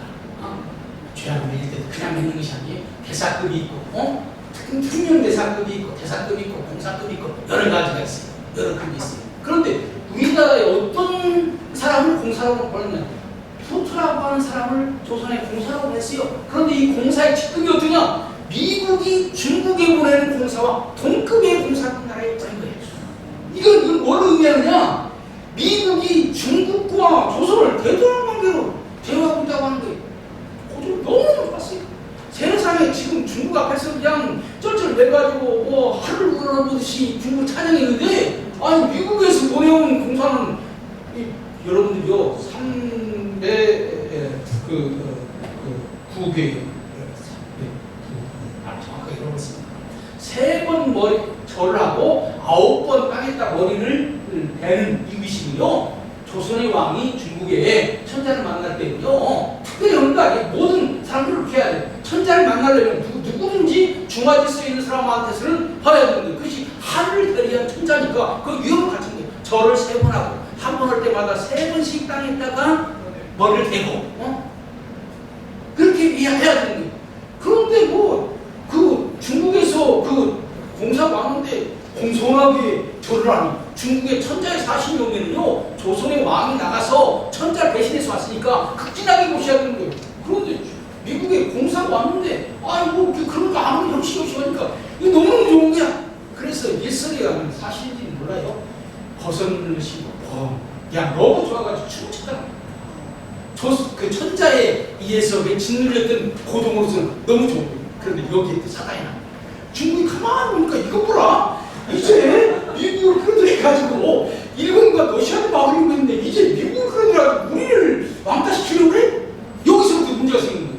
그래가지고 중국이요 1882년에 임오군란이 일어난 것도 이것 때문에 일어나고 84년에 원세기를 보내가지고요 우리나라 실질적으로 다스렸습니다. 그래서 1884년에서 1894년 청전쟁 때까지 우리나라를 실질적으로 원세기가 와서 통치했다. 고종이요 민비의 누난과 동생이요 자기 원세기 첩이 이런 거 중국 원세기 위협이라고 하면 대단한 왕이 여기 있으면요 원세기가 옆에 있는데 같이 지나가고 올 때 저를 원세기를 같이 봤는데 고종이 말하는 원세기가 이놈 주먹질을 하려고 했다는 거예요. 그만큼 말하면 중국의 원세기의 이런 대단한 거예요. 그래서 사실은 1884년에서 1894년 이 사이에는요 조선은 거의 말하자면 중국이 힘 그러다가 이제 고종은 너무 싫지. 왕이 돼가지고 말이야 옆에 사건권 간섭하고 너무 싫지 않겠습니까? 그런데 이제 일본이 와가지고 청전쟁이 끝에서 일본을 청나라를 몰아줬습니다. 청나라를 몰아내준 것은 감사한데 어땠습니까? 빙빙 죽였잖아요. 그러니까 이제 일본은 너무 싫은 거야. 그러니까 어디로 도망갔습니까? 러시아 대사가 도망가. 러시아를 그날에 오기만 기다린 거야. 그래서 이제 말하자면 러시아를 의존하는 것이 우리 조선으로서는 큰 문제. 러시아는요 민주주의 국가가 아닙니다. 짜라고 하는 이 전제주의 황제가 있는데 그 모든 것을 조선에 배워가지고 이제 말하자면 갑오개혁 이후에 일본 우리나라 청일전쟁 이후에 갑오개혁에서 근대국가를 만들려고 했는데 이 고종이 러시아에 가서 러시아에서 뭘 배웠냐? 러시아 공사관에서 뭘 배웠냐? 러시아의 전제정치를 배우는 거야. 그래가지고 대한제국을 1897년 대한제국을 만들고 1899년에 대한제국의 법령이라고 하는 것을 공포했는데 대한제국은 전제국가니 모든 것은 마음대로 이렇게 얘기해요. 난 이렇게 나와 있는 거예요. 이게 나 어디서 배운 거예요? 러시아에서 배운 거예요. 그래서 러시아가 조선에 이런 일들을 가지고 이것보다 더 큰 것은 나중에 공산주의, 러시아 공산주의 통해서 우리나라를 어지럽히게 되죠. 그래서 보세요. 이제 그리고 그러니까 이제 일본이 청나라만 물리치면 조선을 자기가 차지할 줄 알았는데 자기 실컷 싸워가지고 청나라를 몰아냈는데 고종은 자기 말을 듣는 것이 아니라 러시아 아반 파천에 가지고 거기 가지고 러시아 말을 듣더라. 또 한 번 전쟁을 해야 되죠. 그래서 또 한 번 전쟁이 일어나기 시작합니다. 널 전쟁 안 가네? 여러분들 일본이 우리나라를 차지하기 위해서 풍차에 거대한 전쟁을 한 거예요. 거대한 전쟁을 한 거예요. 근데 우리나라 지키기 위해서 제대로 전쟁이나 해본 적 있습니까? 그래서 사실 너희 전쟁 때 이승만이라는 있는 사람은 미국 가가지고 우리나라를 도와달라 그러니까 미국 그때 스웨드로 누즈벨트예요. 그 다음 누즈벨트는 프랭클린 누즈벨트고 스웨드로 누즈벨트가 뭐라고 자기 나라를 지키기 위해서 자기 왕도 칼을 들지 않는데 왜 미국이 조선을 위해서 칼을 들여야 됩니까? 자기 나라를 위해서 자기가 지켜야 되는 것이지 고종은요 가만히 자기 먹고 다 먹고 이제 어려운 이 나라에 사는 밀사람 보내서 도와달라 저 나라에 밀사람 보내서 도와달라 이렇게 하는 거예요. 그러니까 결국 말하자면 균세 정책. 그러니까 고종의 근본적인 생각은 뭐냐면은 중국과 일본과 러시아를 미국을 끌어들여서 막으려고 했는데 미국은 사실은 1882년 조미수호 통상조약을 맺은 다음부터 그다음에 1910년 우리나라가 한일 개합될 때까지 한국 문제에 개입할 마음은 없었어요. 재밌는 것은요. 토트라고 하는 공사가 우리나라에 왔을 때 와서 보니까 제주번에는 조선이 뭔가 그래도 뭐 조선이 뭐 가져갈 것이겠지 우리 생각이 와보니까 뭐 가져갈 게 하나도 없어. 그런데다가 아까 얘기한 것처럼 이 나라는 그냥 눈독을 돌리는 나라가 너무 많아. 여기에 잘못 빠졌다가는 국제 질서에 미국이 원하지 않은 전쟁에 휘말릴 수가 있어. 그래서 미국 국무성에서 미국 공사한테 명령을 내리기를 중국을 지켜라. 어떤 나라 편도 들지 말고 정치적으로 중국을 지켜라. 그러니까 별로 도와주지 않는데 그래 미국을 지켜라. 그래서 이 고종은 사실 미국과만 손 잡으면 뭔가 일이 벌어질 줄 알았어. 미국이 좋은 나라라고 그러고 그러니까 미국이 좋은 나라라고 하는 것이요. 여러 책이 나옵니다. 중국 사람도 그렇게 말했고 또 그 다음에 해북도지라고 하는 국제서에도 그렇게 말했고 미국은 좋은 나라. 그래서 세상에 미국이 아름다운 문자를 써가지고 미국이라고 하는 나라는요 중국하고 한국밖에 없어요. 중국도 원래 미국이 좋은 나라라고 생각했어요. 아까 얘기했지 않았어요. 사실 아편 전쟁이 일어났을 때 영국과 프랑스가 베이징까지 공격을 했습니다. 러시아는 땅을 뺏었어요. 미국은 그러지 않았어요. 그냥 미국은 좋은 나라라고 생각한 거예요. 그래서 중국과 맺은 조약 1번이 뭔 줄 압니까? 중국이 다른 나라에 의해서 억울한 일을 당할 때에 미국이 도와준다라고 하는 것이 일조에 있는 거예요. 그러니까 중국 사람들은 미국을 믿은 거예요. 그리고 조선에 대한 조미 통상조약 제1조에도 뭐라고 되어 있는 줄 압니까? 조선이 다른 나라에서 역을 겪을 때 미국이 도와준다. 고종은 그것만 믿고 있는 거야. 그런데 미국은 그런 것을 썼나? 뭐 그런 조약이 있나? 그걸 알지도 못했어요. 다 잊어버린 거야, 미국은. 그런데 이제 1882년에 미 종이조약이 맺었죠. 그런데 1884년에 이제 일본에 있는 맥클레이라고 하는 선교사가 와가지고 미국 사람이죠. 우리가 뭐 조선을 위해서 도와주면 안 되겠냐. 그래 정작 미국에 편지를 보내고 미국 국무성에 편지를 보내고 그래도 그건 아무 타당이 없는 거예요. 그런데 정작 일본에서 원하지 않는 사람이 와가지고 선교사가 와가지고 우리가 도와주면 안 되겠냐. 그러니까 그럼 해봐라. 그렇게 해서 한 것이 교육사업하고 의료사업을 할 수 있도록 허락을 해준 것이 1884년 여름에 있었던 일. 이것이 조선 기독교의 출발인 겁니다. 왜 기독교를 선교하도록 하겠어요? 아까 얘기했던 청량에 천주교는 와가지고 그 나라 사람들을 괴롭히지만 개신교는 와가지고 정치와 종교가 분리돼가지고 정치에 관여하지 않냐고 고종에게 대해서 뭐 이렇게 간섭하지 않냐고 좋은 사람들이다. 그러니까 개신교는 받아들여도 된다. 이런 내용이 존재감이 있기 때문에 그것을 믿고 이런 맥클레이한테 허락을 받은 것이고 그 허락에 의해서 언더우드 아펜스가 1년 후에 1년 6개월 후에 조선에 오게 된 것입니다. 그런데 조선 선교가 온 거예요. 그러니까 우리나라 사람들은 오매불망 미국이 와서 도와주기를 원했는데 미국 정부가 온 것이 아니라 미국의 선교사들이 온 거야. 그런 선교사들이 한 걸 보니까 좋은 일들 많이 해. 특별히 가장 감명 깊은 것은 뭐냐면 콜레라 대표지. 지금 코로나 시대 때문에 우리나라가 어렵지 않습니까? 옛날에는요 콜레라 걸리면 다 죽었어요. 그런데 뭐 약도 어떻게 콜레라가 생기는지 알지도 못하니까 주로 쥐가 콜레라를 옮긴다고는 생각을 했습니다. 그래서 쥐잡기 운동을 했는데 그러니까 고양이를 데려다가 쥐를 잡아야 되는데 고양이가 없으니까 어떻게 하느냐 집에다가 고양이를 그려가지고 붙이는 거야. 쥐고 고양이 이러고 도망가라. 이런 조선 시대에 와가지고 의료 선교사들이 와가지고 뭐 했냐면 그 소독을 하게 하고 그 주사를 주고 백신 개발해요. 그러니까 이 콜레라 예방이 된 거예요. 이러니까 그냥 죽는 사람 다 살리는 거예요. 서울에 여기 가보면 시금은 뭐냐 시체 내버리는 그런 문이에요. 시금을 통해서 시체 버리는데 거기 죽은 사람이 산전처럼 생기는데 이제 기독교가 들어와가지고 콜레라 예방 접종을 마치게 되니까 살아가는 거예요. 그런 기독교는 기독교의 의술이라고 하는 것은 사람을 죽은 사람도 살린다. 그래가지고 죽은 사람도 시체로 가지고 와가지고 살려달라고 그러고 어떤 사람 죽은 시계도 가지고 와서 살려달라고 그러고 그랬다.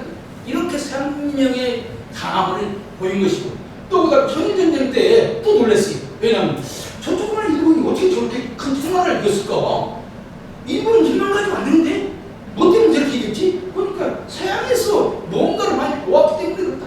그래서 우리도 서양을 배워야 되겠다. 이런 생각을 하게 된 거예요. 그래서 우리나라가 살 길은 지금 일본을 맞고 러시아를 맞고 살 길은 또 중국 가슴에서 벗어나서 살 길은 서양을 봐야 되는 길밖에 없고 그래서 기독교를 통해서 우리가 문명 개화라는 길밖에 없다. 이것이 19세기 말에 조선 사람들이 생각했던 것입니다. 특별히 이제 1905년 을사죄악으로 인해서 우리나라가 일본에게 망했을 때 이때 이제 미국에 대한 기대가 제일 컸습니다. 그래서 이제 몸에 불만 그래서 고종이 이승만을 미국으로 보내서 미국에 가서 도와달라 얘기를 내라 그런 얘기도 했고요. 그런데 그 당시 무슨 소문이 떠돌았느냐? 미국은 기독교 국가다. 그런데 한국의 기독교인이 100만 명만 되면은 미국이 한국을 잡시다. 미국이 기독교 국가 한국이 예수 믿는 사람들이 많아지게 되면은 미국은 기독교를 이렇게 사랑하는 그 한국을 버리지 않을 것이다 라고 하는 생각이 있어요. 그래서 1907년에 교회로 사람들이 몰려올 거예요. 그래서 1907년, 8년 보면요 이 교회에 대한 기대가 엄청나게 큰 것이고 이 교회에 대한 기대의 배후에는 미국이 도와줘야 이런 어려움 가운데서 벗어날 수 있다라고 생각을 하는 거예요. 그래서 이제 100만 부여 운동을 했는데 아까 얘기한 것처럼 조선의 기독교 신자 100만 명만 되면은 사실인지 아닌지는 잘 몰라요. 그런데 사무엘 앞에서의 글 보면은 조선에서는 그런 말이 널리 떠 있다. 기독교 신자가 100만 명만 되면은 미국이 한국을 구할 것이다. 그래가지고 100만 부여 운동을 했다. 그러니까 여기에서 분명한 것은요 조선이 의지할 데가 없습니다. 미국은 의지할 거예요. 미국이 저 태평양 멀리 있는 나라인데 선교사들 통해서 간간 한국 소식 들어도 이 지금 미국은 일본을 통해서 러시아를 막는 것이 더 중요해. 예? 그러니까 별로 거기에 대해서 큰 신경을 안 썼어요.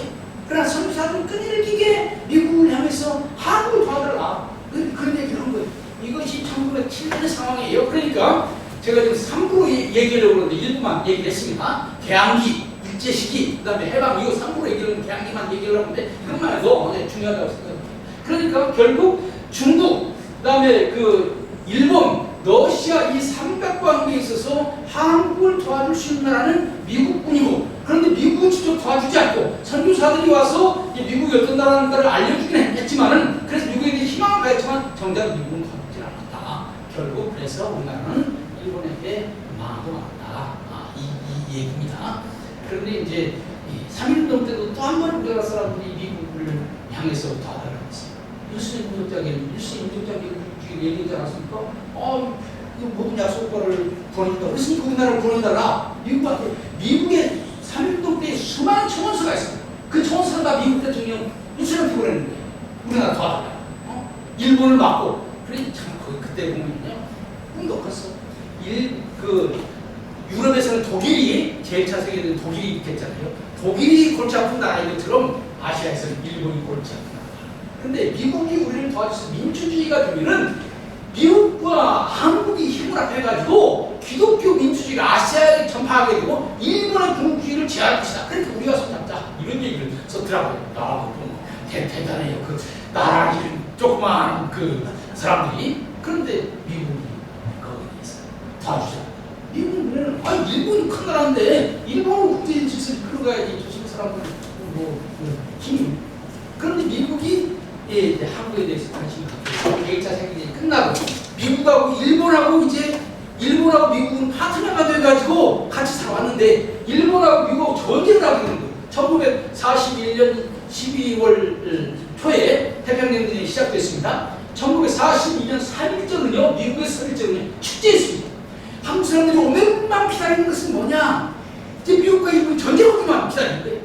일본은 우리 힘으로 이길 수는 없고, 일본을 이길 수 있는 나라는 미국밖에 없어. 그래서 미국과 일본이 전쟁하기를 기다리는 거예요. 근데 미국과 일본이 전쟁한다고 하니까 이제 우리가 희망이다. 그래서 1942년 태평양 전쟁이 발발한 다음에 미국에서 일어났던 3.1절, 아주 3.1절 기념대회 축제했습니다.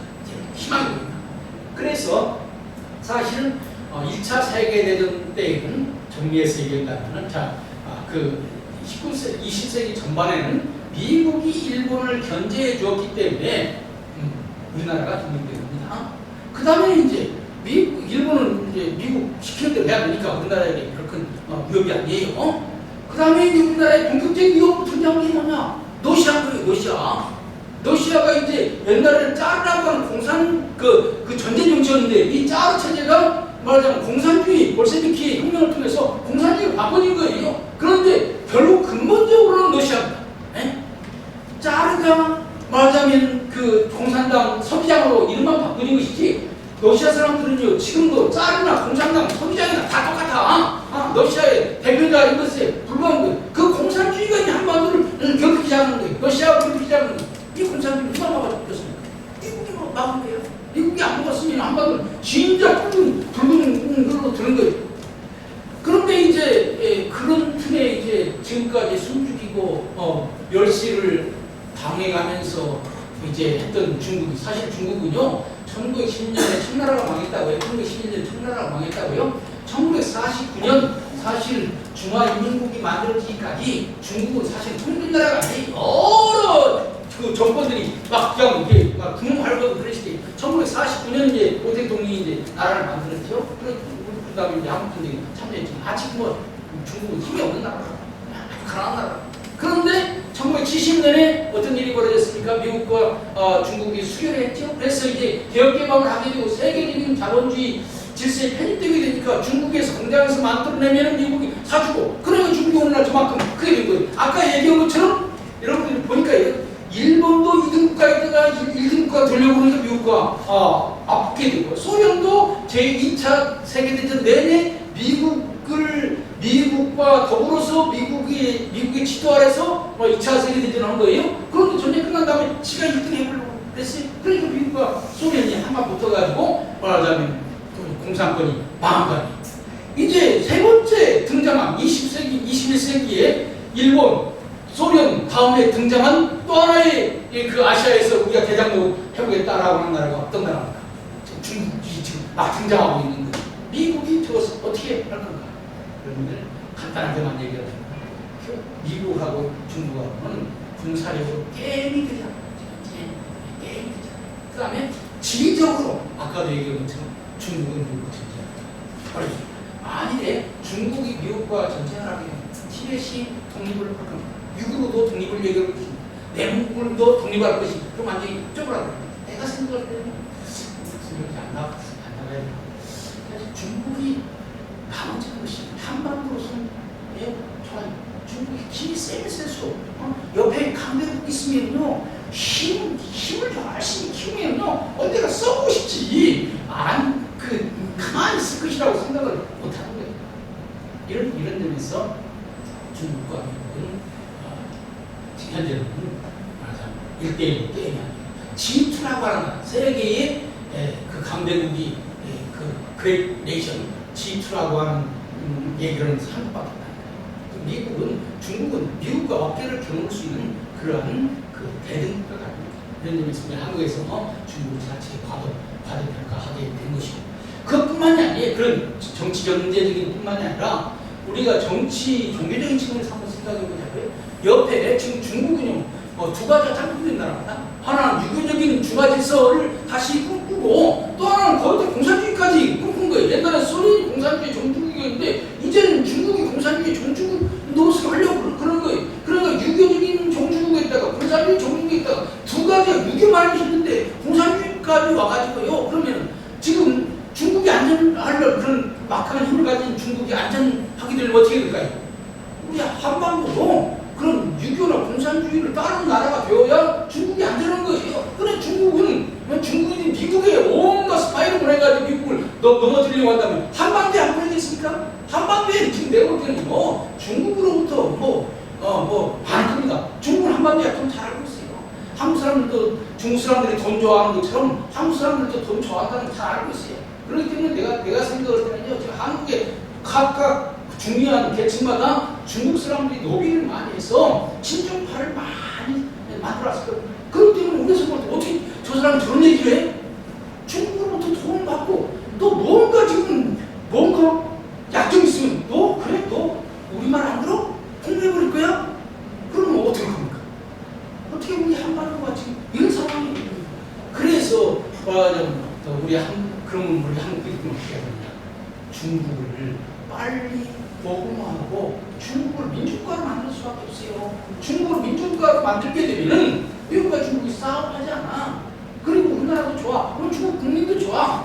근데 중국이 공산주의 국가로 남아있는 한 한국은 내고 버리게 되는 거예요. 그래서 미국의 가장 중요한 전략이 중국을 공산주의 체제를 바꾸겠다는 거 아닙니까? 체제를 바꾸기 위해서는 중국의 민주적인 생각을 가진 사람들이 있어야 돼요.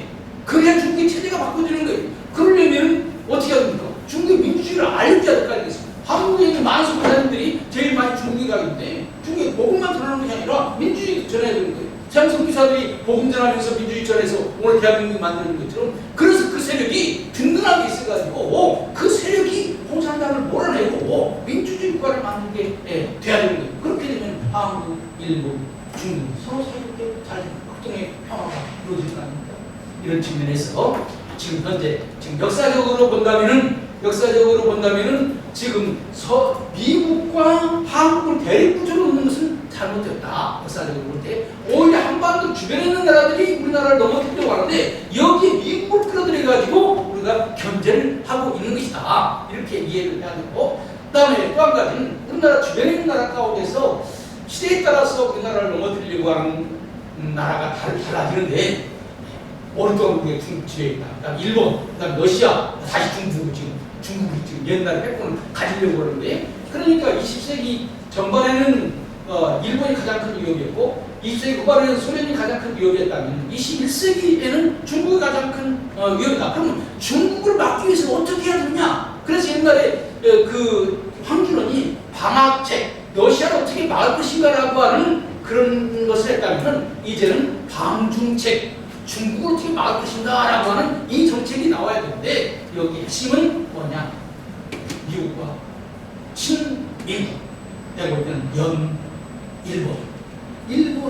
일본도요, 우리가 그렇게 사이가 나쁘게 해서는 안 되겠죠. 중국이 저렇게 큰 힘을 가지고 우리 힘으로 중국 막을 수 있습니까? 우리 힘으로 중국 못 막아요. 그러면 우리 주변으로 도와줄 나라가 있어야 될 거 아니겠어요? 그러니까 지금 사람들이 잘못 생각하고 있는 것은 뭐냐면은 20세기 전반에 우리의 가장 큰 적인 일본을 19세기 후반에도 21세기에도 우리 적으로 생각하고 있는 거예요. 20세기 전반에 우리의 가장 큰 적이었던 일본보다는 20세기 후반에는 러시아가 가장 큰 적이었고 그 다음에 21세기는 중국이 가장 큰 적인데 지금 자기의 적이 누군가를 제대로 알지 못하고 있는 거예요. 이런 측면에서 우리가 일본을 경계하는 것 못지않게 중국을 경계하는 게 더 커야 되는 거예요. 그런데 이거 어려운 것은 아까 얘기한 것처럼 우리 조상이 중국에서 왔다 이런 얘기하는 사람들이 많고 우리 속에 말하자면 중국을 두려워하고 하는 그런 DNA가 그러고 있는 거예요. 그래서 사실 5,000년 동안 중국의 속국으로 중국을 섬기며 살아왔는데 그런데 우리가 이런 민주주의 그다음에 시장경제 혹은 종교자유 어디서 왔습니까? 다 서양에서 온 거예요. 다시 옛날 중화질서로 돌아가게 되면 이 모든 것들이 다시 원점으로 다시 돌아가고 만들어요. 그럼 그 기독교가 없어지게 되는 거예요. 이런 측면에서 우리 한국 기독교 목사님들은 이 국제 정세가 어떻게 변화하는가를 잘 알면서 여기에 대처해야 된다.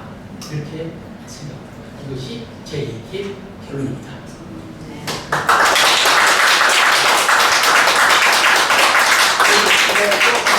질문 있으면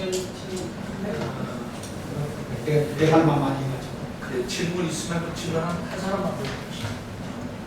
미안합니다. 내가 맞다 조금 일 끝나고 여러분 질문을 받으려고 너무 열심히 들어주셔서 감사합니다. 응원해 주셔서 너무 감사합니다. 우선이 제가도 주민 전체를 기독교들이 다시 보고 예. 한국도 다시 정말 친중식이 아니라 예. 친중? 예? 친중이 아니라 친미, 일본, 친미. 방아, 방중책, 중국을 어떻게 막을 것인가. 그래서 내가 볼 때 신조선 책략을 다시 만들어야 된다. 우리 한국에 살아가려면 옛날 황준원이 만든 그 조선 책략이 아니라 이제 박명수가 쓴 새로운 조선 책략을 만들어야 이 한반도가 제대로 살아갈 수 있지 않을까 그랬습니다. 다시 한 박수로. 하겠습니다. 하나님 정말로 이 아시아에서 여러 강대국에 의해서 이곳을 이 불쌍한 민족에게 그리스도의 복음을 전해주셔서 아버지 하나님 여기까지 우리가 나오도록 했습니다. 다시금 옛날 중화 세력이 공산 세력이 우리 한반도를 위협하고 있습니다. 아버지 하나님 우리 한국 정치 지도자들 한국 사람들 눈을 뜨게 만들어 주셔서 지금 우리가 어떤 상황에 처했는지를 분명히 인식하고 아버지 하나님 여기에 대한 분명한 대책을 마련할 수 있도록 도와주셔서 아버지 하나님 하나님께서 눈을 열어주실 때 저희들이 현실을 제대로 이해할 수 있습니다. 아버지 하나님 이 나라의 지도자 특별히 우리 종교 지도자들 눈을 열어주셔서 바로 현실을 보고 바로 아버지 대책을 알려줄 수 있는 이럴 수 있도록 도와주셔서 구약의 예언자들이 다른 사람들이 보지 못하는 것을 보고 이스라엘 백성들에게 예언했습니다. 한국 기독교의 지도자들 다른 사람들이 한 것을 맹세처럼 그대로 반복하는 그런 사람들이 아니라 아버지 하나님의 그 관점에서 역사를 보고 아버지 하나님 또 한국 우리 기독교인들에게 또 한국 사회에게 이런 것을 알려줄 수 있는 아름다운 역할을 감당할 수 있도록 주님께서 지혜롭게 해주셔서 특별히 조지 뮬러 아카데미 주님께서 같이 해주셔서 뮬러가 기도함으로 인해서 정말로 하나님의 역사를 이룬 것처럼 이 아카데미가 정말 열심히 공부하고 기도해서 한국에게 한국 사회에 소망을 줄 수 있도록 도와주셔서 예수님의 이름으로 기도했습니다. 아멘.